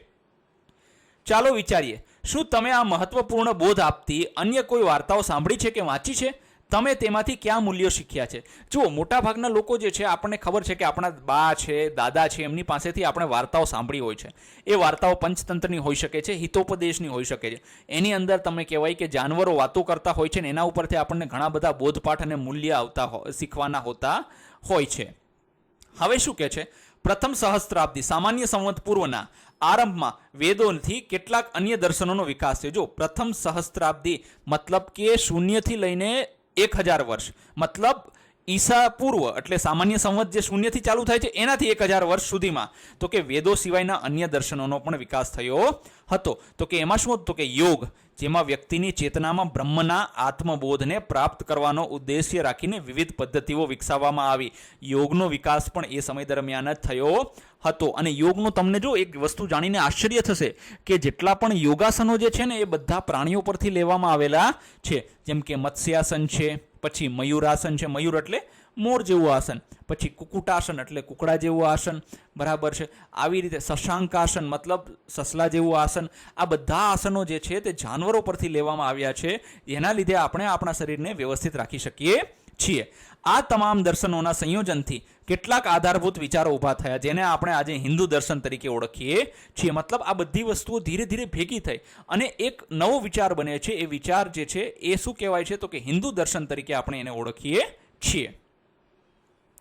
ઉપનિષદની ઘણી વાર્તાઓ આપણને પ્રશ્ન પૂછવાનું મહત્વ જણાવે છે. પછી ભલે આ પ્રશ્નો સ્ત્રી, પુરુષ અથવા બાળક દ્વારા પૂછવામાં આવે. જો ઉપનિષદો જે છે ને, એ આપણને પ્રશ્ન પૂછવાનું જણાવવામાં આવે છે. મતલબ જ્યારે પણ તમને તમારા વર્ગની અંદર કાંઈ પણ પ્રશ્ન હોય ને, તો તમારે તમારા વર્ગ શિક્ષકને એ પ્રશ્ન 100% પૂછવો જોઈએ. પછી એ પ્રશ્ન એવું ના હોય કે સ્ત્રી પૂછી શકે, બાળક, કોઈ પણ વ્યક્તિ કોઈને પણ પ્રશ્ન પૂછી શકે છે. એ અહીંયા 3 કે 4 ઉદાહરણો આપ્યા છે. શ્વેતકેતુ અને સત્યબોધનું બીજ, છાંદોગ્ય ઉપનિષદ. જુઓ, એવું માનવામાં આવે છે, એવું માનવામાં નહીં, હકીકતમાં 108 ઉપનિષદો છે, તેમાંથી 10 થી 12 ઉપનિષદો જ આપણને મૂળ સ્વરૂપમાં મળી આવ્યા છે. બાકીના ઉપનિષદો આપણને મૂળ સ્વરૂપમાં મળી આવ્યા નથી. એમાંનું એક ઉપનિષદ એટલે છાંદોગ્ય ઉપનિષદ. ઋષિ ઉદાલક તેમના પુત્ર શ્વેતકેતુને વેદોના અભ્યાસ કરવા ગુરુકુળમાં મોકલ્યો. જો ઋષિ ઉદાલક આરુણીએ મતલબ આ જે ઋષિ હતા, એમને પોતાના પુત્રને શું ક્યાં મોકલ્યા? તો કે વેદોનો અભ્યાસ કરવા ગુરુકુળ. ગુરુકુળ એટલે તમે શાળાએ આવો છો ને, તો પહેલા શાળાએ ન હતી, ગુરુકુળ હતી, ત્યાં મોકલ્યા. જ્યારે શ્વેતકેતુ 12 વર્ષ પછી પાછો ફર્યો, ત્યારે તેના પિતાને સમજાયું કે તે તેના જ્ઞાનને કારણે ખૂબ જ ઘમંડી બની ગયો છે. જુઓ, હવે જો 12 વર્ષ એટલે 1 થી 12 ધોરણ તમે જે ભણો છો, એમ કહેવાય છે કે બાળક 7 થી 8 વર્ષનું પહેલાં થતું ને, જ્યારે વૈદિક સમય હતો, વૈદિક સમયગાળો હતો, એ સમય દરમિયાન વૈદિક સંસ્કૃતિમાં બાળક જ્યારે 7 થી 8 વર્ષનું થાય, એને મોકલી દેવામાં આવતું ગુરુકુળમાં. પછી એ 12-15 વર્ષ પછી, જ્યાં સુધી 20-22 વર્ષનો ના થાય ને, ત્યાં સુધી એ બાળક પોતાના ઘરે આવશે નહીં. અને ત્યાં શું કરશે? તો કે એ જીવન જીવવાનું બધા જ પ્રકારનું જ્ઞાન ત્યાં મેળવશે. હવે આવી જ રીતે કહેવાય કે શ્વેતકેતુ જ્ઞાન જોવા, શ્વેતકેતુ શીખીને પાછો આવ્યો, તો શ્વેતકેતુ કેવો બની ગયો હતો? તો કે ઘમંડી બની ગયો હતો. તેથી ઉદાલકે બ્રહ્મ સ્વરૂપ વિશે તેનું જ્ઞાન ચકાસવા માટે પ્રશ્નો પૂછ્યા, જેનો શ્વેતકેતુ જવાબ આપી શક્યો નહીં. પછી તેના પિતાએ શું કર્યું? તો કે ઋષિએ, તેના પિતાએ એને જ્ઞાન મતલબ કહેવાય કે બ્રહ્મ જે છે એને લઈને અલગ અલગ બ્રહ્મના સ્વરૂપ વિશે પ્રશ્ન પૂછ્યા તો શ્વેતકેતુ ભાઈ જવાબ આપી શક્યા નહીં. તો જવાબ આપી ના શક્યા તો એમનો ઘમંડ ઉતરી ગયો. ઉદાલકે તેમને સમજાવ્યું કે તે કેવી રીતે બ્રહ્મ અદ્રશ્ય હોવા છતાં સર્વવ્યાપી છે. જ્યારે વડના ફળનું બીજ, હવે જો ઉદાલક મતલબ એના પિતાએ સમજાવ્યું કે બ્રહ્મ જે છે એ અદ્રશ્ય છે, મતલબ તેને જોઈ નથી શકાતું, તેમ છતાં એ સર્વવ્યાપી છે, મતલબ બધી જ જગ્યાએ વ્યાપેલો છે. જ્યારે વડના ફળનું બીજ તોડતા તે ખાલી જ દેખાય છે. હવે જો વડ હોય, બરાબર, વડનું ઝાડ હોય, એનું ફળ તમે ટેટો લઈ લ્યો, હવે ટેટાને તમે તોડો તો અંદરથી શું નીકળે? બીજ. હવે એને ગમે એટલું ખોલો તો અંદર શું છે? ખાલી છે. પરંતુ તેની અંદર વટવૃક્ષ હોય છે. વટવૃક્ષ એટલે ઈ બીજને જો તમે ફરીથી વાવશો તો એ મોટું વડનું વૃક્ષ બની જશે. તેવી જ રીતે માટીમાંથી અનેક પ્રકારના વાસણો બનાવી શકાય છે. તેવી જ રીતે આપણી આસપાસ જે પણ છે તે એક જ તત્વ છે, બ્રહ્મથી ઉત્પન્ન થયું છે. હવે આપણી આસપાસ જેટલી પણ વસ્તુઓ છે બધી શેમાંથી ઉત્પન્ન થઈ છે? તો કે બ્રહ્મથી ઉત્પન્ન થયેલી છે. તેમણે તેમના ઉપદેશનું અહીં એમ કહી સમાપન કર્યું કે આ સૂક્ષ્મ તત્વ બધામાં વ્યાપેલું છે. શ્વેતકેતુ, તું પણ એ જ છે. મતલબ આ જે બ્રહ્મ, જે સૂક્ષ્મ તત્વ છે જેને આપણે જોઈ નથી શકતા, એ તત્વ કયું છે? તો કે બ્રહ્મ તત્વ છે. એ બધાની અંદર આવેલું છે અને શ્વેતકેતુ તું પણ એમાંનો એક જ વ્યક્તિ છે. નચિકેતા અને તેની જ્ઞાનની પીપાસા. પીપાસા એટલે શું ખબર છે? કે જ્ઞાન મેળવવાની લાલસા હોય ને એને પીપાસા કહેવાય. તો કે આ વાર્તા જે છે તે ક્યાંથી લેવામાં આવી છે? તો કે કઠોપનિષદમાંથી લેવામાં આવી છે. એકવાર યજ્ઞ વખતે એક માણસ પોતાની બધી સંપત્તિ દાનમાં કરી રહ્યો હતો. તેમના પુત્ર નચિકેતાએ તેમને પૂછ્યું કે મને કયા દેવતાને અર્પણ કરશો? જ્યારે નચિકેતાએ આ જ પ્રશ્ન વારંવાર પૂછ્યો ત્યારે પિતા ગુસ્સે થયા અને જવાબ આપ્યો, હું તને મૃત્યુના દેવતા યમને અર્પણ કરું છું. જો હવે વાર્તા વ્યવસ્થિત સાંભળો. થયું એવું કે નચિકેતા છે ને, નચિકેતાના પિતાએ એક યજ્ઞ કર્યો. એ યજ્ઞમાં એને શું કર્યું ખબર છે? યજ્ઞમાં દાન આપવું પડે. તો એને જે ગાયો વૃદ્ધ હતી, જે મરી જવાની કહેવાય કે કગાર ઉપર હતી, જેનામાં કહેવાય કે કંઈ દૂધ નથી આપી શકતી, જે બળદ જૂના હતા, અથવા તો જે એવી વસ્તુઓ હતી કે જેનો ઉપયોગ નહોતો, એ બધી વસ્તુઓ એના પપ્પાએ શું કરી? તો કે દાનમાં આપવાની શરૂઆત કરી. ત્યારે નચિકેતા એના પપ્પાને ઘણા બધા પ્રશ્ન પૂછે છે. શું પ્રશ્ન પૂછે છે? કે તમે આવું દાન થોડું કરાય, દાનમાં તો તમારી જે પ્રિય વસ્તુ છે એનું દાન કરો ને, તો દાન કર્યું કહેવાય. તમને જે વસ્તુ ગમતી નથી, જે તમારા માટે કોઈ ઉપયોગમાં નથી, એ વસ્તુનું દાન કરો, એને દાન કહેવાય નહીં. તો આનાથી એના પિતા ગુસ્સે થઈ જાય છે કે તું મને શિખામણ આપીશ, હવે એમ તું મને સલાહ આપીશ? તો કે જા, હું તારું પણ દાન કરું છું. તો કે મને કોને દાન કરો છો? તો કે હું તને મૃત્યુના દેવતા યમ, એટલે કે યમરાજ હોય ને, યમરાજને દાન કરી દે છે. પછી શું થાય છે? તો કે નચિકેતા છે, નાનો બાળક હોય છે, એને ખબર નથી હોતી. એ શું કરે છે? તો કે ચાલતો ચાલતો જઈને યમલોક જતો રહે છે અને યમના દરવાજે બેસી જાય છે. ત્યાં ઘણા દિવસે રાહ જોયા પછી શક્તિમાન ભગવાન મળ્યા, મતલબ કે એને યમ મળે છે. અને યમ જેવા મળે છે એટલે નચિકેતાની પાસે ઘણા બધા પ્રશ્ન છે. એ નચિકેતા પ્રશ્ન પૂછવાની શરૂઆત કરે છે. શું પૂછે છે ખબર છે? કે શરીરનું મૃત્યુ પછી શું થાય છે? અર્થાત માણસ મરી જાય પછી શરીરનું શું થાય છે? પહેલા તો યમે બાળકના પ્રશ્નના જવાબ આપવાનું ટાળવાનો પ્રયાસ કર્યો, પરંતુ નચિકેતાના સતત આગ્રહને લીધે યમદેવ આખરે પ્રસન્ન થયા અને તેમને આત્મા વિશે સમજાવ્યું કે જે તમામ જીવોમાં સહજ છે. હવે જુઓ, પહેલાં તો એને હકીકતમાં કહેવાય કે 2 થી 3 પ્રશ્ન કરે છે નચિકેતા. યમદેવ એટલા ખુશ થઈ જાય છે ને કે એના દરેક પ્રશ્નનો વ્યવસ્થિત જવાબ આપે છે. નકર આવડા નાના બાળકને આત્મા પરમાત્મા વિશે શું ખબર હોય? પણ યમદેવ જે છે તેને આત્મા અને પરમાત્મા આ બધી વસ્તુઓ વિશે સમજાવે છે. તેનો જન્મ કે મૃત્યુ થતું નથી. હવે જો આત્મા છે ને એ અમર છે, એનું જન્મ કે મૃત્યુ થતું નથી. તો કે મૃત્યુ કોનું થાય? તો કે માણસનું મૃત્યુ થાય, આત્માનું મૃત્યુ થતું નથી. આ ગહન જ્ઞાન પ્રાપ્ત કર્યા પછી નચિકેતા તેમના પિતા પાસે પાછા ફર્યા અને જેમણે નચિકેતાને આનંદથી આવકાર્યા. આ જ્ઞાન પ્રાપ્ત કર્યા પછી નચિકેતા જે છે તેના પિતા પાસે જાય છે અને એના પિતા એને સહર્ષ આવકારે છે. પછી આવે છે ગાર્ગી અને યાજ્ઞવલ્ક્યનો શાસ્ત્રાર્થ. આ ક્યાંથી લેવામાં આવ્યું છે? તો કે બૃહદારણ્યક ઉપનિષદમાંથી લેવામાં આવ્યું છે. તમે જોઈ શકો છો કે પહેલાના સમયમાં ઋષિઓ સાથે કહેવાય કે ઋષિકાઓ એટલે સ્ત્રીઓ શું કરતી? તો કે ચર્ચા વિચારણા કરતી, એના સાથે શાસ્ત્રાર્થ કરતી. શાસ્ત્રાર્થ એટલે શું? તો કે સામાસામી બેસે, દલીલ કરે, ડિબેટ કહેવાય, બરાબર છે? એ ડિબેટો આ લોકો સામાસામી બેસીને કરતા હતા. શું કહે છે? એકવાર વિદ્વાન રાજા જનકે દાર્શનિક ચર્ચાના વિજેતા માટે પુરસ્કારની જાહેરાત કરી. હવે જો વિદ્વાન રાજા જનક હતા, દાર્શનિક ચર્ચા એટલે શું? તો કે ધર્મની ચર્ચા માટે એને એક પુરસ્કાર એટલે શું? તો કે એક ઇનામની જાહેરાત કરી.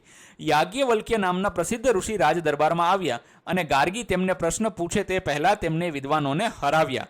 હવે જુઓ, યાજ્ઞવલ્ક્ય જે છે તે ખૂબ જ બુદ્ધિશાળી હતા અને ખૂબ જ જ્ઞાની હતા. એક કંઈ વિચારે એ પહેલા એમને શું કર્યું હતું કે ગાર્ગી એમને પ્રશ્ન પૂછે એ પહેલા જે બીજા વિદ્વાન હતા એ બધાને હરાવી નાખ્યા. આ પછી ગાર્ગીએ યાજ્ઞવલ્ક્યને વિશ્વની પ્રકૃતિ પર ઘણા પ્રશ્ન પૂછ્યા અને અંતે બ્રહ્મની પ્રકૃતિ પર પણ પ્રશ્ન પૂછ્યા. હવે જુઓ, આ જે ગાર્ગી જે છે તે શું કરે છે, તે અલગ અલગ કેટલા પ્રશ્ન કરે છે, છેલ્લે પ્રકૃતિ ઉપર પ્રશ્ન કરે છે.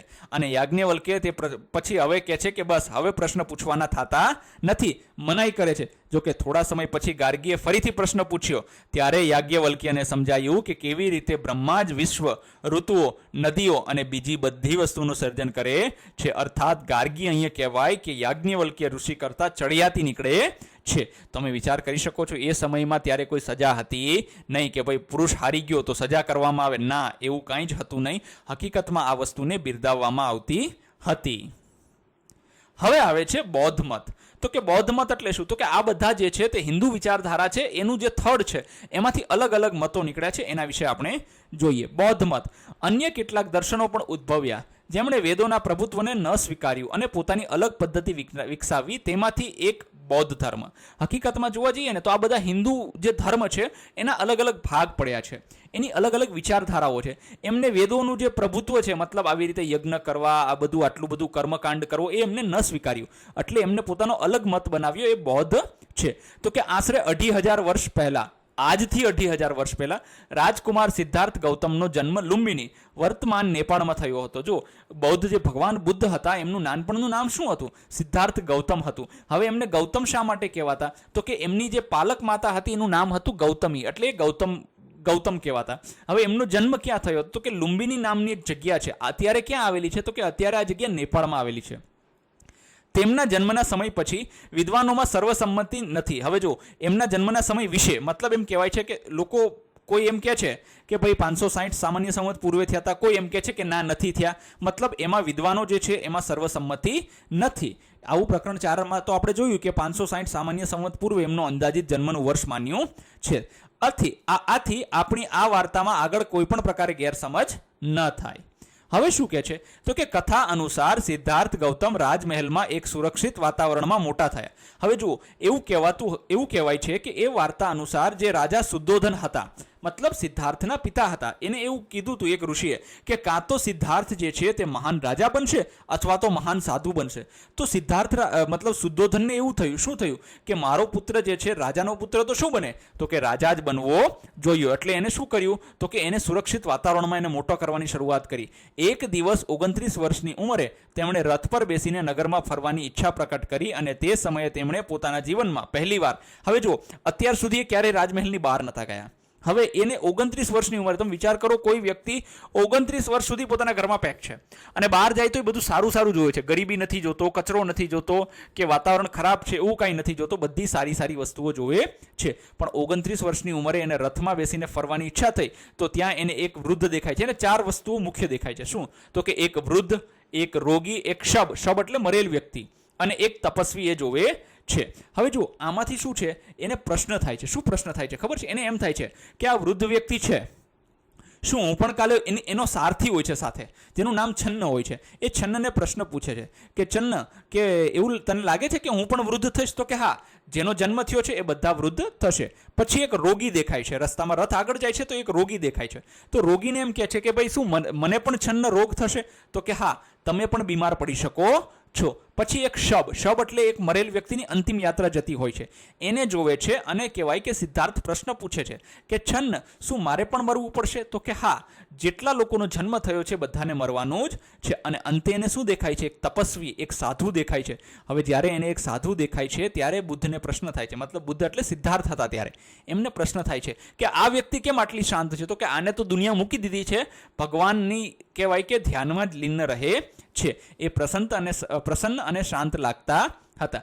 આ બધાનો અનુભવ કર્યા બાદ સિદ્ધાર્થે પોતાના રાજકીય જીવન, પોતાની પત્ની અને પુત્ર ત્યાગવાનું નક્કી કર્યું. જુઓ આ બધું જોયા પછી સિદ્ધાર્થને શું થાય છે ખબર છે કે ભાઈ મારે રાજા બનવું જોઈએ નહીં, મતલબ પોતાનું રાજકીય જીવનનો અંત આવે છે, પોતાની પત્ની હોય છે એને મૂકી દે છે, પોતાનો પુત્ર રાહુલ હોય છે એને પણ મૂકી દે છે, અને શું કહે છે તો કે સંન્યાસીની જેમ પગપાળા, મતલબ રાત્રે બધા સૂતા હોય ત્યારે ગૌતમ બુદ્ધ જે છે, બુદ્ધ તો નહીં સિદ્ધાર્થ જે છે તે બધું છોડીને શું થાય છે તો કે જંગલમાં ચાલતા થઈ જાય છે. પછી તો કે તપસ્વીઓ અને વિદ્વાનોને મળે છે, માનવ જીવનના દુઃખના કારણ શોધે છે. મતલબ કે કોઈ વ્યક્તિ દુઃખી થાય છે તો એના પાછળ શું કારણ છે. પછી એ છેલ્લે ગયા છે બોધ ગયા. વર્તમાનમાં જે બિહારમાં એક જગ્યા છે એનું નામ શું છે? બોધ ગયામાં ગયા. ત્યાં એક પીપળના વૃક્ષ નીચે કેટલાક દિવસો સુધી ધ્યાનરત રહ્યા બાદ તેમને જ્ઞાન પ્રાપ્ત થયું. અર્થાત એ કેટલાય સમય સુધી ધ્યાનમાં બેઠા રહ્યા. ક્યાં? તો કે એક પીપળાના વૃક્ષની નીચે. અંતે એમને ધ્યાન મતલબ કહેવાય કે જ્ઞાન પ્રાપ્ત થયું, કે એમને ખબર પડવા માંડી કે કઈ વસ્તુ કરવી જોઈએ અને કઈ વસ્તુ કરવી જોઈએ નહીં. તેમણે સમજાયું કે અવિદ્યા અર્થાત અજ્ઞાન અને આસક્તિ મોહ માનવના દુઃખના સ્ત્રોત છે, અને તેમણે આ બંને કારણોને દૂર કરવા માટે એક પદ્ધતિ શોધી કાઢી. આ પછી હવે જુઓ શું હકીકતમાં એને સમજાયું. આટલી બધી તપસ્યા કરી, આટલા બધા લોકોને જોયા, આટલું બધું માનવને સમજવાનો પ્રયત્ન કર્યો, પછી એમને ખબર પડી કે અવિદ્યા મતલબ તમારી પાસે અજ્ઞાન છે.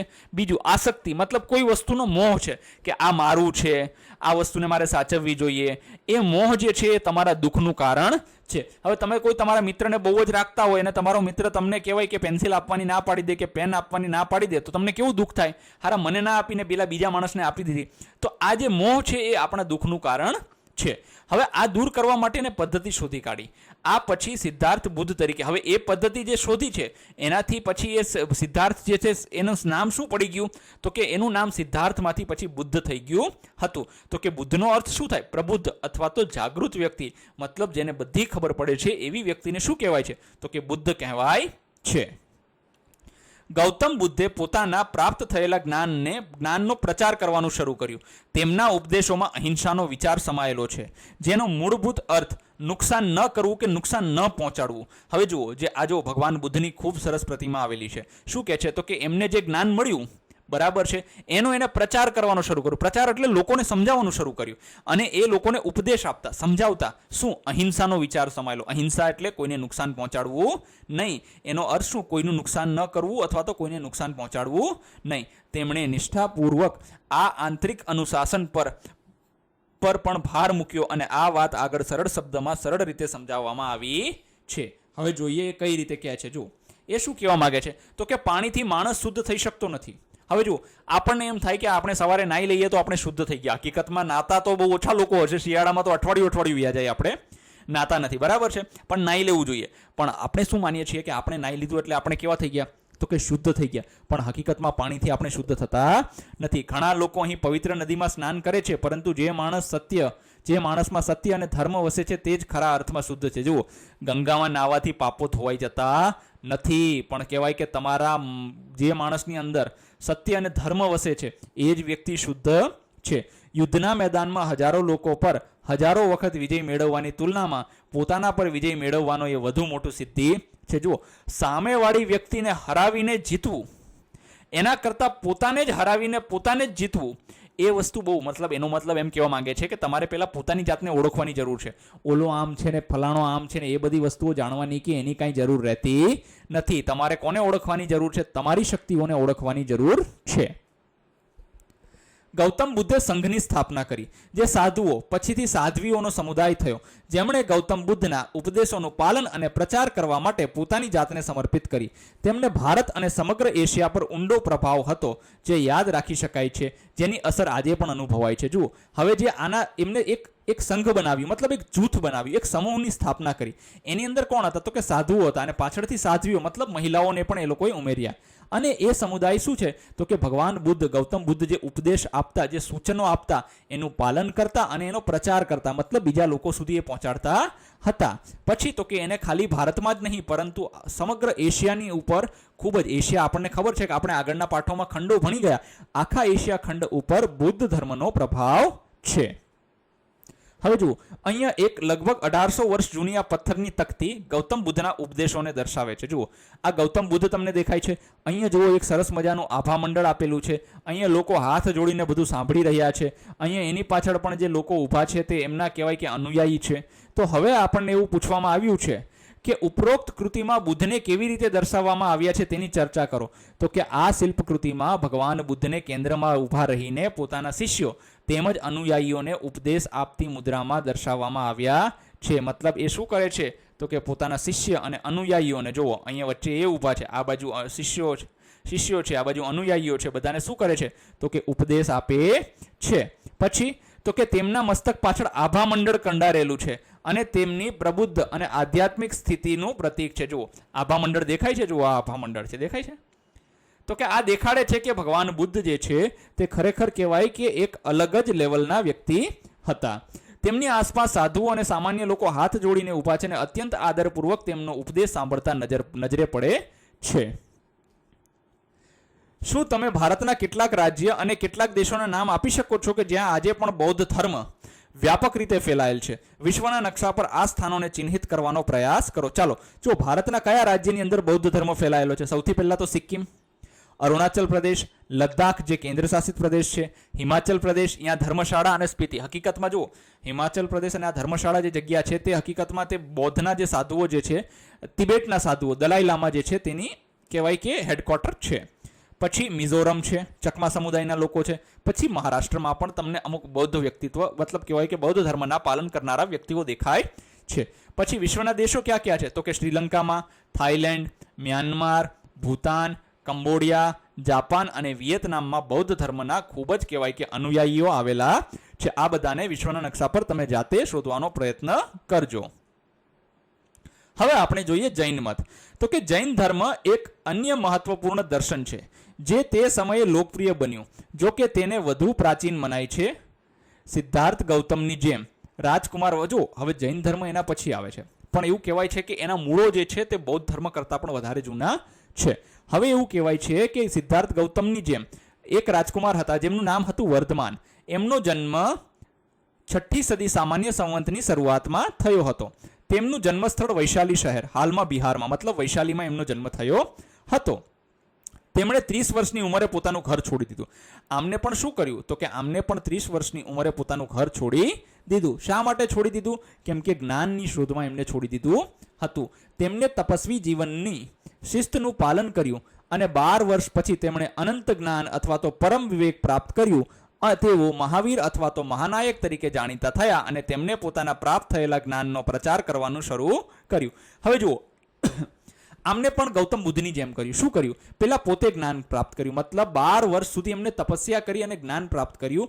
એ જ્ઞાન પ્રાપ્ત કર્યા પછી એમને શું કર્યું? તો કે એમનું નામ કેવું થયું? તો કે એમને મહાવીર અથવા તો મહાનાયક તરીકે જાણીતા થયા. અને ગૌતમ બુદ્ધની જેમ આમને પણ શું કર્યું? તો કે પોતાના મત જે છે, પોતાના વિચારો જે છે એને શું કર્યા? તો કે એનો પ્રચાર કરવાનું શરૂ કર્યું, મતલબ લોકોને સમજાવવાની શરૂઆત કરી. ચૂકશો નહીં. જૈન શબ્દ જીન પરથી આવ્યો છે. જુઓ જૈન શબ્દ જે છે તે શું છે? તો કે જીન પરથી આવ્યો છે, જેનો અર્થ શું થાય છે? જીતનાર એવો થાય છે. મતલબ જીતે. કોના ઉપર જીતે છે? તો કે એને અનેકાંતવાદ, અહિંસા, અપરિગ્રહ, લોભ, લાલચ આ બધા ઉપર જે જીતે છે એને શું કહેવાય છે? એને જીન કહેવાય છે, અર્થાત જૈન કહેવાય છે. પણ તે પ્રદેશ અથવા દુશ્મનોના વિજયનો ઉલ્લેખ કરતો નથી. જો અહીંયા જીતવું કોને? તો કે કોઈ રાજ્યને કે કોઈ દેશને જીતવાની વાત થતી નથી. તો કે કોને જીતવાની વાત થાય છે? તો કે અજ્ઞાનતા છે, મોહ છે, એના ઉપર વિજયનો ઉલ્લેખ કરવામાં આવે છે. આ બધી વસ્તુ ઉપર તમે જીત મેળવો તો તમે જ્ઞાન પ્રાપ્તિ સુધી પહોંચી શકાય છે. હવે જૈન ધર્મના ઉપદેશોમાં અહિંસા, અનેકાંતવાદ અને અપરિગ્રહ. અનેકાંતવાદ એટલે કોઈ પણ સત્ય જે છે તે એક બાજુથી જોઈ શકાતું નથી. તેના અલગ અલગ કેટલા પણ કહેવાય કે પાસાઓ હોઈ શકે છે. અપરિગ્રહ એટલે સંગ્રહ ન કરવો. આપણે શું કરીએ ઘણી વખત કે કહેવાય કે 5 વર્ષના 4 વર્ષના ઘઉં ભેગા કરીને રાખી દઈએ. અરે ભાઈ આટલા બધા જૂના ઘઉં ભેગા કરીને તારે ક્યાં જવું છે? હે, તારે જેટલા જરૂર હોય એટલા ઘઉં રખાય, બાકી પછી જ્યારે જરૂર પડે ત્યારે માર્કેટમાંથી લઈ આવવાના હોય. આ વિચારો મોટે ભાગે બૌદ્ધ અને વેદાંતિક વિચારધારાના વિચારોને પ્રસ્તુત કરે છે. જુઓ વેદોમાં પણ આ જ વસ્તુ આપેલી છે. ભગવાન બુદ્ધ મતલબ ગૌતમ બુદ્ધે પણ આ જ વસ્તુ કહી છે. મતલબ કહેવાય કે આ બધા વસ્તુઓનું મૂળ શું છે? મૂળ તો હિન્દુ ધર્મ જ છે, જે ભારતીય સંસ્કૃતિના કેન્દ્રમાં. અને આમાંના પહેલા વિચારોને મહાવીરના આ વિધાનો દ્વારા સમજાવી શકાય. જો હવે આ વિચારોને મહાવીરના કયા વિધાન દ્વારા સમજાવી શકાય? તો કે જો શ્વાસ લેતા તમામ જીવંત, હાજર, જીવિત અને સંવેદનશીલ જીવોને મારવા ન જોઈએ, ન તો તેમની સાથે હિંસા કરવી જોઈએ, ન દુર્વ્યવહાર કરવો જોઈએ, ન તો ત્રાસ આપવો જોઈએ અને ન તો દૂર કરવું જોઈએ. જુઓ શ્વાસ લેતા તમામ મતલબ જેટલી વસ્તુઓ જીવિત છે, આ હાજર મતલબ આપણને દેખાય છે, સંવેદનશીલ મતલબ બધા જીવો સંવેદનશીલ જ હોય, એને મારવા જોઈએ નહીં. ન તો તેમની હિંસા કરવી જોઈએ, મતલબ તેમને નુકસાન પણ ન પહોંચે. દુર્વ્યવહાર. ઘણા લોકો કૂતરું બેઠું હોય તો પાણો મારતા જાય, પાટું મારતા જાય. અરે ભાઈ એને બેહવા દે ને, હુવા દે ને. શિયાળાની અંદર બિચારું કૂતરું આરામથી હૂતું હોય તો ઠંડા પાણી ભરેલું ટમ્લર નાખી આવશે એની માથે. અરે ભાઈ હુવા તારી માથે તું હૂતો હોય કોઈક ટમ્લર નાખી જાય ટાટા પાણીનું, કેવું થાય તને? ભાઈ સાહેબ બાપા થઈ જાય ને. તો આવું કરવું જોઈએ નહીં, દુર્વ્યવહાર કરવો જોઈએ નહીં, કોઈને ત્રાસ ન આપવો જોઈએ, કોઈને પોતાથી દૂર પણ કરવું જોઈએ નહીં. ચાલો છેલ્લી બે વાતોને સરળ શબ્દોમાં સમજીએ. હવે જે એને કીધું છે અનેકાંતવાદનો અર્થ શું થાય, તો કે માત્ર એક બાજુ કે દ્રષ્ટિકોણ નથી, એટલે કે સત્યના ઘણા પાસા છે અને તેને ફક્ત એક જ વિધાન દ્વારા સંપૂર્ણ રીતે સમજાવી શકાતું નથી. અર્થાત સત્ય જે છે એને ક્યારેય એક જ વિધાન દ્વારા સમજાવી શકાતું નથી, એના ઘણા બધા અલગ અલગ પાસાઓ આવેલા છે. બીજું છે અપરિગ્રહ. જો અનેકાંતવાદ અને અપરિગ્રહ એક એક માર્કમાં તમને પૂછાઈ શકે છે. અનેકાંતવાદનો અર્થ શું થાય છે, અપરિગ્રહનો અર્થ શું થાય છે. અપરિગ્રહ એટલે સંગ્રહ ન કરવો, કોઈ પણ વસ્તુઓ ભેગી કરવી જોઈએ નહીં. ભૌતિક વસ્તુઓ કે હું કે આટલા પૈસા કમાવી લઉં, તમે જો જૈન મુનિ હશે ને એની પાસે કાંઈ જ નહીં હોય, પૈસા કાંઈ જ નહીં હોય, બરાબર છે. એ બધા પાસે થોડું ઘણું માગશે ને બધું ભેગું કરીને ખાઈ જશે, બરાબર છે. જેટલી જરૂરી વસ્તુઓ છે એ મર્યાદિત રાખવાની સલાહ છે. એનું પણ જે જરૂરી છે એને પણ બહુ ભેગી કરવી જોઈએ નહીં. જૈન ધર્મ મનુષ્યોથી લઈને અદ્રશ્ય જીવો સુધીના તમામ જીવંત પ્રાણીઓની પરસ્પર જોડાણ અને પરસ્પર નિર્ભરતા પર ભાર મૂકે છે. તો કે જૈન ધર્મ શેના ઉપર ભાર મૂકે છે, તો કે બધા પ્રાણીઓ. જો વૈદિક સંસ્કૃતિ પણ આ જ કહેતી હતી, બૌદ્ધિક મતલબ ગૌતમ બુદ્ધની પણ કહેવાય કે વિચારધારા આ જ હતી, અને ભગવાન જૈનની પણ વિચારધારા આ જ છે, મતલબ મહાવીર સ્વામીની પણ વિચારધારા આ જ છે. કારણ કે તે બધા એકબીજાના પૂરક છે અને એકબીજા વિના ટકી શકતા નથી. જો અહીંયા શું કીધી છે કે પ્રકૃતિ જે છે અને આ મનુષ્ય જે છે તે એકબીજા ઉપર આધાર રાખે છે. તમે જો બધા હરણને મારી નાખો તો શું થશે, તો કે સિંહો શું ખાશે, અને સિંહને બધાને મારી નાખો તો હરણ એટલા બધા વધી જશે કે હરણને ક્યાં રાખશું. એટલે બધી વસ્તુ એકબીજા ઉપર ટકેલી છે, એકબીજા ઉપર આધાર રાખે છે. પ્રકૃતિ, પ્રાણી સૃષ્ટિ અને વનસ્પતિનો અભ્યાસ કરતા વૈજ્ઞાનિકો આ ગહન સત્યની વારંવાર પુષ્ટિ કરી છે.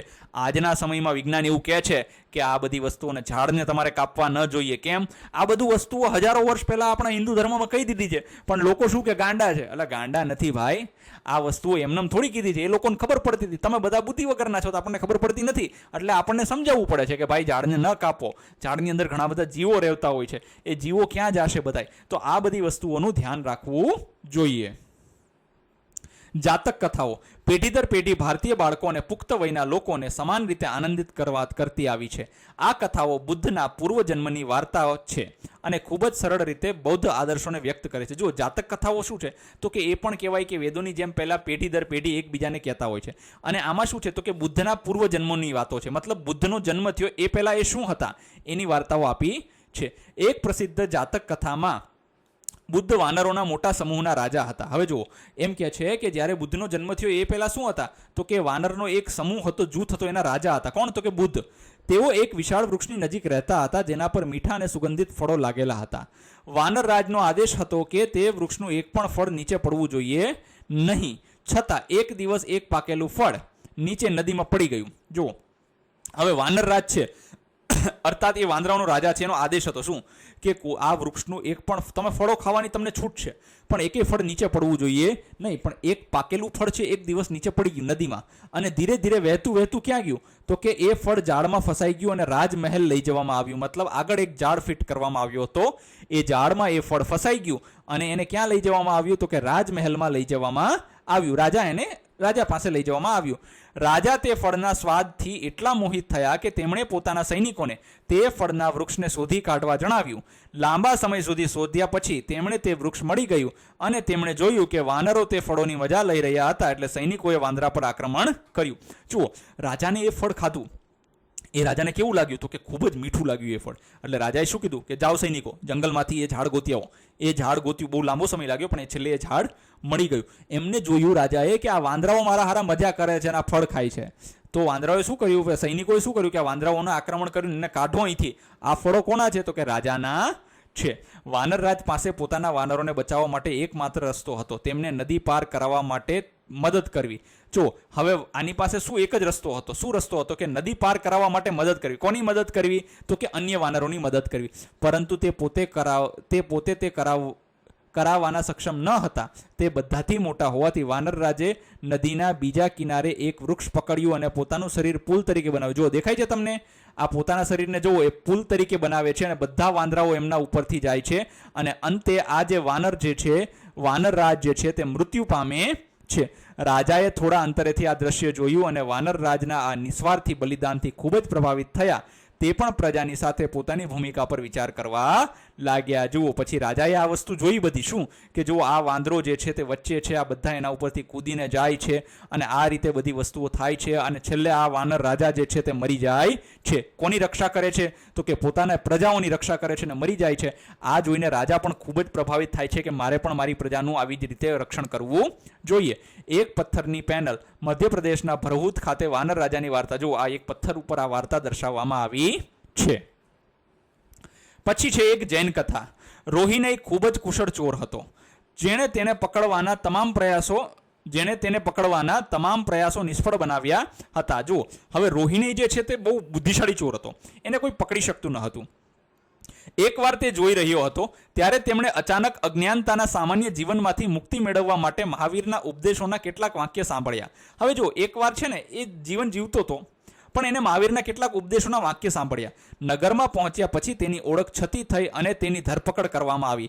હવે જેવો એ ગામમાં પહોંચ્યો, નગરમાં પહોંચ્યો એટલે ખબર પડી કે ભાઈ આ તો ચોર છે, એટલે એને પકડી લેવામાં આવ્યો. તેણે પોતાને એક સામાન્ય ખેડૂત ગણાવ્યો, પણ જ્યારે એને પકડવામાં આવ્યો ને તો એ શું કહે છે ખબર છે કે હું તો એક ખેડૂત છું. એક મંત્રીએ ચતુરાઈથી તેને પોતાની ઓળખ જાહેર કરવા માટે મજબૂર કરવાની યોજના ઘડી, પરંતુ મહાવીરના શબ્દોને યાદ કરીને રોહિને મંત્રીની યુક્તિ સમજાઈ ગઈ અને તે બચી ગયો અને પાછળથી રોહિને ખૂબ પસ્તાવો થયો. હવે જુઓ એક મંત્રીને ખબર પડી ગઈ કે આને એક યુક્તિ બચાવી, પણ આમાં એવું છે કે રોહિને જે મહાવીરના શબ્દ સાંભળ્યા હતા ને એનાથી એને ખબર પડી ગઈ કે આ મંત્રી મને પકડવા માંગે છે, એટલે એ પકડાયો નહીં. પણ પછી રોહિને બચી તો ગયો ત્યાંથી, પણ એને બહુ પસ્તાવો થયો અને અફસોસ થયો. શું?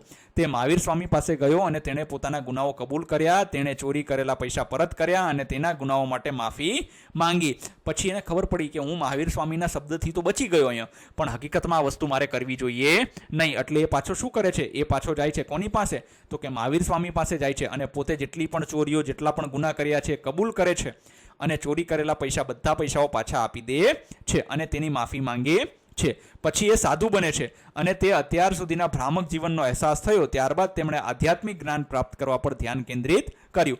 પહેલા ચોર હતો, પછી મહાવીર સ્વામીના સંપર્કમાં આવીને સાધુ બની જાય છે. આ વાર્તા યોગ્ય ક્રિયા અને યોગ્ય વિચારોનું મહત્વ દર્શાવે છે. એ પણ જણાવે છે કે દરેક વ્યક્તિના જીવનમાં બીજી તક મળવી જોઈએ. જો એક વસ્તુ યાદ રાખો, કોઈ વ્યક્તિ ચોર છે તો આજીવન ચોર નથી રહેતો. એને જીવનમાં સુધરવા માટે એક નવી તક આપણે આપવી જોઈએ. જો અહીંયા શું કે છે, એક સરસ મજાનું ચિત્ર આપ્યું છે. ઉપરોક્ત શિલ્પ, ચાલો શોધીએ. ઉપરોક્ત શિલ્પ નવી દિલ્હીનું એક જૈન મંદિરનું છે. શું નું અવલોકન કરો, તેમાં શું ખાસ દેખાઈ રહ્યું છે, શું સંદેશો છે? જુઓ હવે આ ચિત્ર તમે જોશો ને તો અહીંયા એક કુંડ છે. એક કુંડમાં સિંહ અને ગાય બંને એક કુંડમાંથી પાણી પી રહ્યા છે. અહીંયા તમે જોઈ શકો છો ગાયનું વાછરડું જે છે તે ગાયને કહેવાય કે ગાયનું દૂધ પી રહ્યું છે. ક્યારે આવું બને કે સિંહ અને ગાય એક કુંડમાંથી પાણી પીવે? એવું બને ખરું? ના બને. પણ જૈન ધર્મમાં આ વસ્તુઓ બધી દેખાડેલી છે. ચિત્રનું અવલોકન શું દેખાય છે? તો કે ચિત્રની અંદર દેખાય છે કે એક સિંહ જે હિંસક પ્રાણી છે અને એક ગાય જે શાંત અથવા તો અહિંસક પ્રાણી છે એક જ વાસણમાંથી સાથે મળીને પાણી પીતા દેખાય છે. પછી તો કે ગાયનું વાછરણું પણ નીચે દૂધ પીતું દેખાય છે અને પૃષ્ઠભૂમિમાં શાંત પ્રકૃતિ વાતાવરણ, અર્થાત પાછળ જે છે ચિત્રની પાછળ શું દેખાય છે? તો કે પક્ષીઓ ઉડી રહ્યા છે, વૃક્ષો ત્યાં દેખાઈ રહ્યા છે, મતલબ શાંત વાતાવરણ દેખાય છે. ખાસ વાત શું છે? તો કે ખાસ વાત એ છે કે સિંહ અને ગાય એકબીજાના દુશ્મન છે, મતલબ શિકારી અને શિકાર છે, છતાં પણ કોઈ પણ જાતની બીક અથવા ભય વગર એક સાથે જીવે, મતલબ એક સાથે રહેતા દેખાડવામાં આવ્યા છે. સંદેશ શું છે અહીંયા? તો કે અહીંયા એમ છે અહિંસા અને પ્રેમ, મતલબ જૈન ધર્મના મૂળભૂત સિદ્ધાંત અહિંસા પરમો ધર્મ, જીવો અને જીવવા દો. જો જીવો અને જીવવા દો આ જૈન ધર્મનો મૂળ સિદ્ધાંત છે. અહિંસા પરમો ધર્મ મતલબ કહેવાય કે અહિંસા છે આપણો પરમ ધર્મ છે. કોઈને નુકસાન પહોંચાડવું જોઈએ નહીં, કોઈને મારવું જોઈએ નહીં.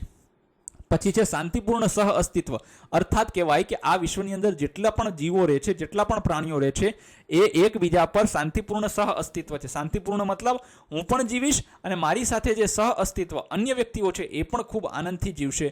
મતલબ જન્મજાત શત્રુતા ધરાવતા પ્રાણીઓ પણ ભય વગર અને વેરભાવ ભૂલીને એક સાથે રહી શકે છે.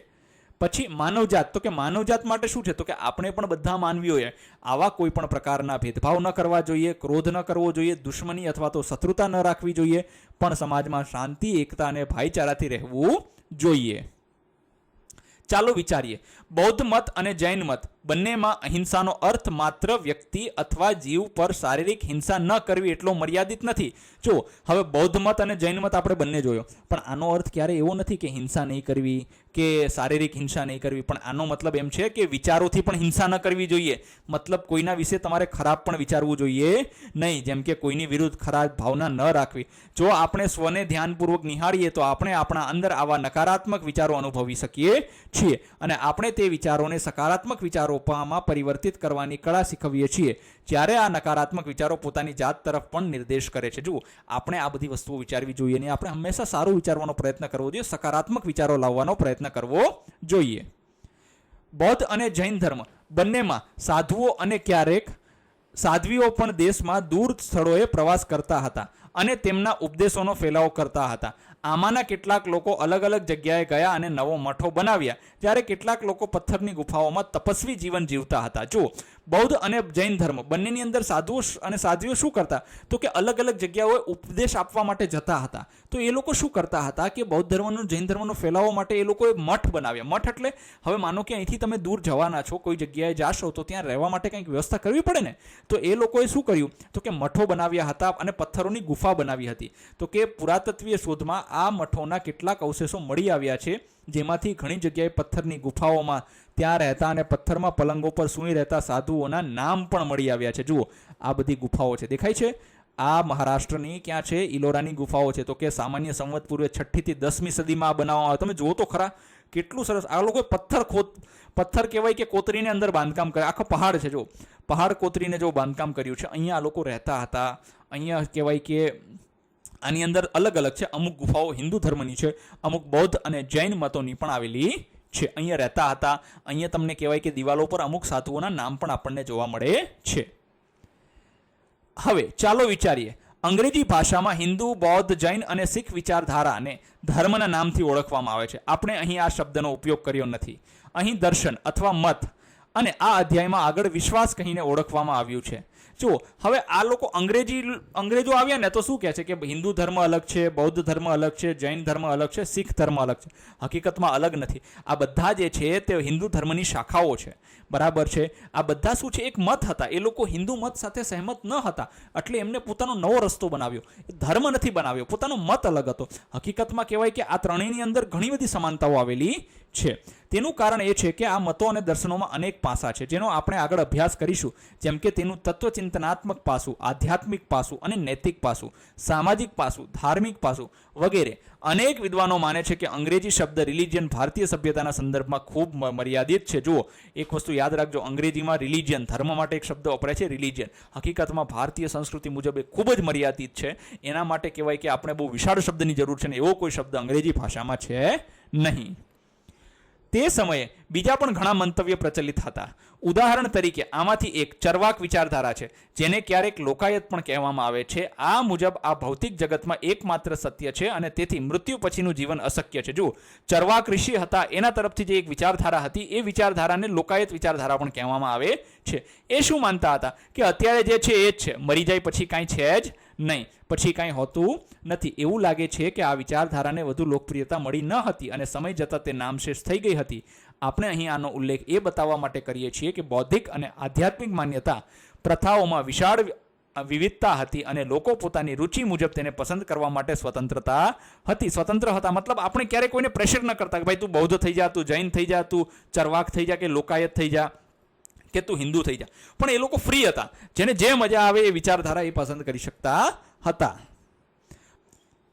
વૈદિક, બૌદ્ધ અને જૈન વિચારધારા વચ્ચે નોંધપાત્ર તફાવત હોવા છતાં તેમની પાસે ધર્મ, કર્મ, પુનર્જન્મ, દુઃખ અને અજ્ઞાનના અંતની શોધ અને અન્ય મહત્વપૂર્ણ મૂલ્ય જેવા કે કેટલાક સમાન ખ્યાલો પણ હતા. જુઓ, આ બધા કહેવાય કે વૈદિક, બૌદ્ધ અને જૈન અલગ અલગ વિચારધારાઓ હતી. એમાં ઘણો બધો તફાવત પણ હતો, પણ એમાં કહેવાય કે સમાનતા પણ ઘણી બધી હતી. હકીકતમાં આ તે વૃક્ષનું થડ છે જેના ઉદાહરણથી આ પ્રકરણની શરૂઆત કરવામાં આવી છે. કયા ઉદાહરણની? વિદ્યા, ઉપનિષદ, વેદ, આની શરૂઆતથી કરવામાં આવી હતી. આ એનું થડ છે.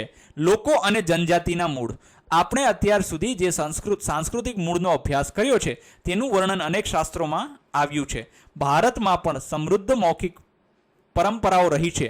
આનો અર્થ એ છે કે ઉપદેશો અને પ્રથાઓ વિશેનું જ્ઞાન. હવે જુઓ, લોક અને જનજાતિના મૂળ. જનજાતિ એટલે શું? તો કે જનજાતિ એટલે જે કહેવાય કે આદિવાસી લોકોને આપણે જનજાતિ તરીકે ઓળખીએ છીએ. હવે એના મૂળ શું છે, એ લોકો શું છે, બરાબર છે. તો એમ કહેવાય કે આ બધી ભારતમાં સંસ્કૃતિનું મૂળ તમે જો જોવા જશો ને તો મૌખિક પરંપરાઓ હતી. મૌખિક એટલે એકબીજાને કહીને આગળ વધતી હતી, જે રોજિંદા વ્યવહાર દ્વારા પ્રસારિત થાય છે, લેખિત શાસ્ત્રો દ્વારા નહીં. હવે એમાં જ કહેવાય છે કે એકબીજાને કહીને, એકબીજાને સંભળાવીને, એકબીજાને યાદ કરીને આ એક પેઢીથી બીજી પેઢી જવા દેવામાં આવે છે, લખીને કરવામાં આવતી હતી નહીં. આ વાત વેદોના સંદર્ભમાં પણ લાગુ પડે છે. આમાં ઘણા લોક રિવાજો છે જે સામાન્ય લોકો દ્વારા ફેલાયેલા છે અને જનજાતિ પરંપરાઓ જે જનજાતિ દ્વારા ફેલાયેલી છે. જનજાતિ શું છે? તો કે આ સામાજિક એકમની ઘણી વ્યાખ્યાઓ આપવામાં આવી છે. આજના સમયમાં નૃવંશ શાસ્ત્રી અર્થાત માનવ વૈજ્ઞાનિકો જનજાતિને તે પરિવાર અથવા તો વંશોના સમૂહ તરીકે માને છે જે એક સમાન વંશ પરંપરા, સંસ્કૃતિ અને ભાષા ધરાવે છે, પરસ્પર નજીકના સંબંધો જાળવી રાખીને સમુદાયમાં રહે છે, જેમના એક મુખિયા હોય છે અને તેમની પાસે પોતાની કોઈ ખાનગી મિલકત હોતી નથી. હવે જો જનજાતિ શું છે? તો કે એક એકમ છે. તો કે એ એકમ શું છે? તો કે એ આખો એક પરિવાર હોય છે. એક પરિવાર હોય છે મતલબ એનો એક મુખિયા હોય છે. એ વંશ પરંપરા મતલબ પોતાની સંસ્કૃતિ છે, પોતાની ભાષા છે, એને સાચવે છે. બીજું કે નજીકના સંબંધો જાળવી રાખવા સમુદાયમાં રહે છે. સમુદાયમાં એટલે એક જૂથમાં રહે છે. એનો એક મુખિયા હોય છે. મુખિયા એટલે શું? તો કે એનો એક હેડ હોય છે. જેમ તમારા ઘરના મુખિયા કોણ? તમારા પપ્પા અથવા તો દાદા હશે એ રીતે. અને તેમની પાસે પોતાની ખાનગી મિલકત હોતી નથી. યાદ રાખો, ખાસ પ્રશ્ન આમાંથી આવે. જે લોકો શિક્ષકોની ભરતીની તૈયારી કરતા હોય એમના માટે છે કે જે મુખિયા હોય છે, જનજાતિનો મુખિયા, એમની પાસે પોતાની કોઈ ખાનગી મિલકત મતલબ પોતાના નામે કાંઈ વસ્તુ હોતી નથી. પછી તો કે આ જાણવું રસપ્રદ છે કે પ્રાચીન ભારતમાં જનજાતિ માટે કોઈ શબ્દ ન હતો. જનજાતિઓ માત્ર જુદા જુદા સમૂહો હતા જે ખાસ પરિસ્થિતિઓમાં રહેતા હતા, જેમ કે જંગલ અને પહાડ. હવે જુઓ, પહેલાના સમયમાં ભારતમાં હકીકતમાં જોવા જાય કે જનજાતિ નામનો કોઈ શબ્દ હતો નહીં. શું હતા? તો કે અલગ અલગ ગ્રુપ હતા, જૂથ હતા, અને એ ખાસ પરિસ્થિતિઓ મતલબ કે પોતાની મતલબ જંગલોમાં રહેતા હોય, પહાડમાં રહેતા હોય, મેદાનોમાં રહેતા હોય, એ સમૂહમાં રહેતા હતા. ભારતના બંધારણમાં અંગ્રેજીમાં તે માટે ટ્રાઇબ અથવા તો ટ્રાઇબલ કમ્યુનિટી અને હિન્દીમાં જનજાતિ શબ્દનો ઉપયોગ કરવામાં આવ્યો છે. બંધારણની અંદર ટ્રાઇબ એટલે જે આદિવાસીઓ આપણે કહીએ છીએ, ટ્રાઇબલ કમ્યુનિટી એટલે આદિવાસી જાતિઓ જે છે તેને જનજાતિ, અને હિન્દીમાં એને જનજાતિ તરીકે ઓળખવામાં આવે છે. અધિકૃત આંકડા અનુસાર વર્ષ 2011માં ભારતના મોટા ભાગના રાજ્યોમાં 705 જનજાતિઓ વસવાટ કરતી હતી, જેમની સંખ્યા આશરે 10.04 કરોડ એટલે 104 મિલિયન હતી. આ ઓસ્ટ્રેલિયા અને યુકેની કુલ વસ્તી કરતાં પણ વધુ છે. જો ભારતમાં જનજાતિઓ તમે જોવા જાઓ ને, મોટા ભાગના રાજ્યોમાં બધી જનજાતિઓ ગણવામાં આવે ને તો 705 કહેવાય કે અલગ અલગ જનજાતિઓ વસવાટ કરે છે. એમની સંખ્યા કેટલી હતી? તો કે લગભગ 10 કરોડ આસપાસ છે. તો કે 10 કરોડ તો ઓસ્ટ્રેલિયાની અને ઇંગ્લેન્ડની વસ્તી પણ નથી. 19મી સદીમાં જનજાતિઓનો અભ્યાસ કરનાર નૃવંશ કરનાર તેમને સામાન્યપણે સભ્ય માનવોની તુલનામાં આદિમ અથવા તો હીન ગણાવ્યા હતા. જો 19મી સદીમાં જ્યારે અભ્યાસ કરતા તો આ લોકોને શું ગણતા હતા? હીન ગણતા હતા. કેમ? તો કે આ લોકો કહેવાય કે પાંદડા વીંટીને ફરતા હતા, ભાલાઓ લઈને ફરતા હતા, અને અંગ્રેજો તો કેવા કપડાં પહેરીને ફરતા હતા. એટલે આ લોકોને શું ગણતા હતા? આદિમ, જૂના જમાનામાં આદિમાનવ અથવા તો હીન ગણતા હતા, મતલબ ખરાબ ગણતા હતા. જનજાતીય સમુદાયો અને તેમની સમૃદ્ધ અને જટિલ સંસ્કૃતિઓના ઊંડા અભ્યાસ પછી આવા પક્ષપાત ભર્યા વિચારોને મોટા ભાગે નકારી કાઢવામાં આવ્યા છે. પછી જ્યારે એનો વ્યવસ્થિત અભ્યાસ કરવામાં આવ્યો ત્યારે લોકોને ખબર પડી કે આ હકીકતમાં બધી આપણી વિચારધારાઓ ખોટી છે. એવું નથી. આ લોકો કુદરતની સાથે રહે છે અને કુદરતમાં મળીને રહે છે. જેમ કે આપણે આ પ્રકરણમાં ઉલ્લેખ કર્યો કે લોક અને જનજાતિ પરંપરાઓ અને મુખ્ય વિચારો વચ્ચે સતત સંપર્ક થયો છે, પરંતુ દેવી દેવતાઓ, ધારણાઓ અને દંતકથાઓ અને રીતિ રિવાજોની આપલે થઈ છે. જુઓ, જનજાતિઓમાં શું છે? તો કે એના મુખ્ય વિચારો શું છે? તો કે એના દેવી દેવતાઓ છે, એની ધારણા મતલબ માન્યતાઓ છે, દંતકથાઓ એટલે વાર્તાઓ છે, એમના રીતિ રિવાજોની લોકો સાથે આપલે થઈ છે. મતલબ એવું નથી કે એ લોકો જ એકલા કરતા હતા, એનાથી સંપર્કમાં આવીને આપણે પણ શીખ્યા છીએ. ઉદાહરણ તરીકે પરંપરા મુજબ પુરી ઓડિશામાં ભગવાન જગન્નાથ મૂળ રૂપે જનજાતિ દેવતા છે. જો જે ભગવાન જગન્નાથ જે છે તે હકીકતમાં સામાન્ય મનુષ્યના દેવતા નથી, એ જનજાતિ મતલબ આદિવાસીઓના દેવતા માનવામાં આવે છે. જો દેવી માતાના વિવિધ રૂપોની પૂજા સમગ્ર ભારતમાં થાય છે તે પણ આપણે આ જ વાત સાચી છે. જો દેવી માતા જે છે, અલગ અલગ જે માતાજીઓની આપણે પૂજા કરીએ છીએ તેની પણ આ જ રીતે વાત થાય છે. બીજી તરફ કેટલાક જનજાતિ સમુદાયોએ હિન્દુ દેવતાઓના ઘણા પહેલેથી સ્વીકારી લીધા હતા અને મહાભારત તથા રામાયણમાં તેમના પોતાના સ્વરૂપો છે. જેનો ઉલ્લેખ ભારતના પૂર્વોત્તર રાજ્યોથી લઈને તમિલનાડુ સુધી જોવા મળે છે. જુઓ, આ જે જનજાતિઓ દ્વારા જે પણ દેવતા હતા એનો ઉલ્લેખ રામાયણ અને મહાભારતોમાં પણ જોવા મળે છે. અને તેનો કોણે સ્વીકાર કર્યો છે? તો કે પૂર્વોત્તર રાજ્યોથી લઈને તામિલનાડુ. પૂર્વોત્તર એટલે તમે જોવા જશો કે આસામ છે, નાગાલેન્ડ છે, મણિપુર છે, એ બધા રાજ્યોથી લઈને તામિલનાડુ એટલે કે દક્ષિણ ભારત સુધી આનો ઉલ્લેખ આપણને જોવા મળે છે. આવા આદાન પ્રદાન સંપર્કો એટલા લાંબા સમયથી અને સહજ રીતે કેવી રીતે ચાલી રહ્યા છે? કારણ કે એ લોક પરંપરાઓ, જનજાતિ સમાજ અને હિન્દુ માન્યતાઓમાં અનેક સમાન સંકલ્પનાઓ છે. જુઓ, જે આ બધી સંકલ્પનાઓ છે ને તે સમાન છે. મતલબ આપણે માનીએ છીએ એ જ એવું માને છે. હિન્દુ ધર્મની અંદર પણ પ્રકૃતિની પૂજા કરવામાં આવી છે. આદિવાસીઓ પણ પ્રકૃતિની પૂજા કરે છે. ઉદાહરણ તરીકે ત્રણેયમાં પ્રકૃતિ તત્વો જેમ કે પર્વતો, નદીઓ, વૃક્ષો, છોડ, પ્રાણીઓ અને કેટલાક ખડકોને પવિત્ર માનવામાં આવ્યા છે, કારણ કે એમાં ચેતનાનું અસ્તિત્વ માનવામાં આવે છે. જુઓ, જનજાતિઓ આ બધી વસ્તુઓને પૂજે છે. હિન્દુ ધર્મ પણ આ વસ્તુઓને પૂજે છે. જનજાતિઓ ઘણીવાર આ પ્રાકૃતિક તત્વોથી જોડાયેલા દેવતાઓની પૂજા કરે છે. હવે પ્રાકૃતિક તત્વોથી દેવતાઓ જોડાયેલા એટલે આપણને ખબર હોય તો ઇન્દ્ર છે, વરુણ છે, આ બધાની પૂજા કરે છે. ઉદાહરણ તરીકે તામિલનાડુના નીલગિરી પર્વતોમાં રહેતા ટોડા જનજાતિ, જો આ ટોડા જનજાતિના લોકો છે, તે સમાજના મતે પર્વતથી 30થી વધુ શિખરો દેવતાઓના નિવાસ સ્થાન છે. એ જો ત્યાં આસપાસ જે રહે છે ટોડા જનજાતિના, ત્યાં જે પર્વતો છે ત્યાં જે 30થી વધુ શિખરો છે, એમ કહેવાય છે કે આ અલગ અલગ દેવતાઓના નિવાસ સ્થાન છે. આ શિખરો એટલા પવિત્ર માનવામાં આવે છે કે ટોડા લોકો એ તરફ પોતાની આંગળી ચીંધવાનું પણ ટાળે છે. મતલબ આંગળી ચીંધીને દેખાડી નથી શકતા કે આ દેવતાનું સ્થાન છે કે પેલા દેવતાનું સ્થાન છે, એટલા એને પવિત્ર માને છે. દેવતાઓની આટલી વિવિધતા હોવા છતાં હિન્દુ ધર્મની જેમ ઘણી જનજાતિ પરંપરાઓમાં પણ ઉચ્ચતમ દેવત્વ અને પરમાત્માની કલ્પના છે. ઉદાહરણ તરીકે અરુણાચલ પ્રદેશની અનેક આદિવાસી જાતિઓ, જુઓ હવે જુઓ આ પ્રશ્ન બહુ મહત્વનો છે. અરુણાચલની કઈ આદિવાસી જાતિઓ કહેવાય કે ડોનોપોલોની પૂજા કરે છે? તો કે તે ડોનોપોલોની પૂજા કરે છે જે સૂર્ય અને ચંદ્રના મિક્સ સ્વરૂપ છે. જો સૂર્ય અને ચંદ્રનું મિશ્ર સ્વરૂપ કોને કહેવાય છે? તો કે ડોનોપોલોને કહેવાય છે. કોણ પૂજા કરે છે? તો કે અરુણાચલ પ્રદેશની આદિવાસી જાતિઓ પૂજા કરે છે. અને જેમણે પરમાત્મા તરીકે માનવામાં આવે છે, એટલે ડોનોપોલોને શું કહેવાય છે? તો કે પરમાત્મા તરીકે માનવામાં આવે છે. મધ્ય ભારતમાં ખંડોબા ભગવાન સાથે આ જ પ્રકારનું ઉદાહરણ જોવા મળે છે. અર્થાત ખંડોબા જે છે તે સૂર્યચંદ્ર આવી રીતે કહેવાય છે કે એને માનવામાં આવે છે. પૂર્વ ભારતમાં મુંડા અને સંથાલ જનજાતિઓ દેવી શક્તિઓ અને સિંગબોંગાની પૂજા કરે છે. જુઓ, દેવી શક્તિઓ, સિંગબોંગા મતલબ કહેવાય કે આ સૂર્યની આસપાસ છે, ચંદ્ર છે, આ બધી મતલબ પ્રાકૃતિક વસ્તુઓની પૂજા કરે છે. જેમણે તેઓ પરમાત્મા માને છે ને જેમણે આ વિશ્વ રચ્યું છે, આવા ઘણા બધા ઉદાહરણો ભારતમાં પ્રચલિત છે. પછી તો કે ભારતીય સમાજશાસ્ત્રી આંદ્રે બેટે આ પરિસ્થિતિનું વર્ણન એ રીતે કર્યું છે. જુઓ, ભારતીય સમાજશાસ્ત્રી આ બધી જે જનજાતિઓ જોવે છે, આખો હિન્દુ ધર્મ જોવે છે, આ બધા અલગ અલગ મતો જોવે છે, એનું વર્ણન કઈ રીતે કરે છે? તો કે ભારતીય ઉપખંડમાં રહેતી હજારો જાતિઓ અને જનજાતિઓ સમાજે પ્રારંભિક સમયથી જ પરસ્પર ધાર્મિક માન્યતાઓ અને પ્રથાઓ પર અસર કરી છે. જનજાતિ ધર્મો પર હિન્દુ તત્વજ્ઞાનના પ્રભાવને વ્યાપકપણે સ્વીકારવામાં આવ્યો છે, પણ તે પણ સાચું છે કે હિન્દુ તત્વજ્ઞાનની રચનાના તબક્કામાં અને તેના વિકાસમાં આદિવાસી માન્યતાઓનો પ્રભાવ રહ્યો છે. એવું માનવામાં આવે છે કે હજારો જાતિઓ અને જનજાતિ પ્રારંભિક સમયમાં જે ધર્મની માન્યતા અને પ્રથાઓ એકબીજાને લાગતી વળગતી છે, એકબીજાને અસર કરે છે. અને જનજાતિના ધર્મો પર હિન્દુ ધર્મનો, જો જનજાતિનો ધર્મ જે ધર્મો છે એનો જ પ્રભાવ હિન્દુ ધર્મો પર પડ્યો છે, અને હિન્દુ ધર્મનો પ્રભાવ જનજાતિના ધર્મો પર પડ્યો છે. મતલબ બંને એકબીજા ઉપર શું છે? તો કે આશ્રિત છે. આ લાંબા સમયના આદાન પ્રદાન સંપર્કનું પરિણામ પરસ્પર સમૃદ્ધિમાં દેખાઈ આવ્યું છે. આ રીતે લોક પરંપરા, આદિવાસી માન્યતાઓ અને પ્રથાઓ ભારતની સંસ્કૃતિના મૂળ મહત્વમાં સ્થાન ધરાવે છે. આપણે આ વિષય પર વધુ વિસ્તૃત આગળના પ્રકરણમાં ચર્ચા કરીશું. ધન્યવાદ વિદ્યાર્થી મિત્રો. જો તમારે આ પાઠની PDF જોતી હોય તો ડિસ્ક્રિપ્શન બોક્સમાં તમને અમારી ટેલિગ્રામ ચેનલની લિંક મળી જશે. ત્યાં જઈને તમે આ પાઠની લિંક મેળવી શકો છો. ધન્યવાદ.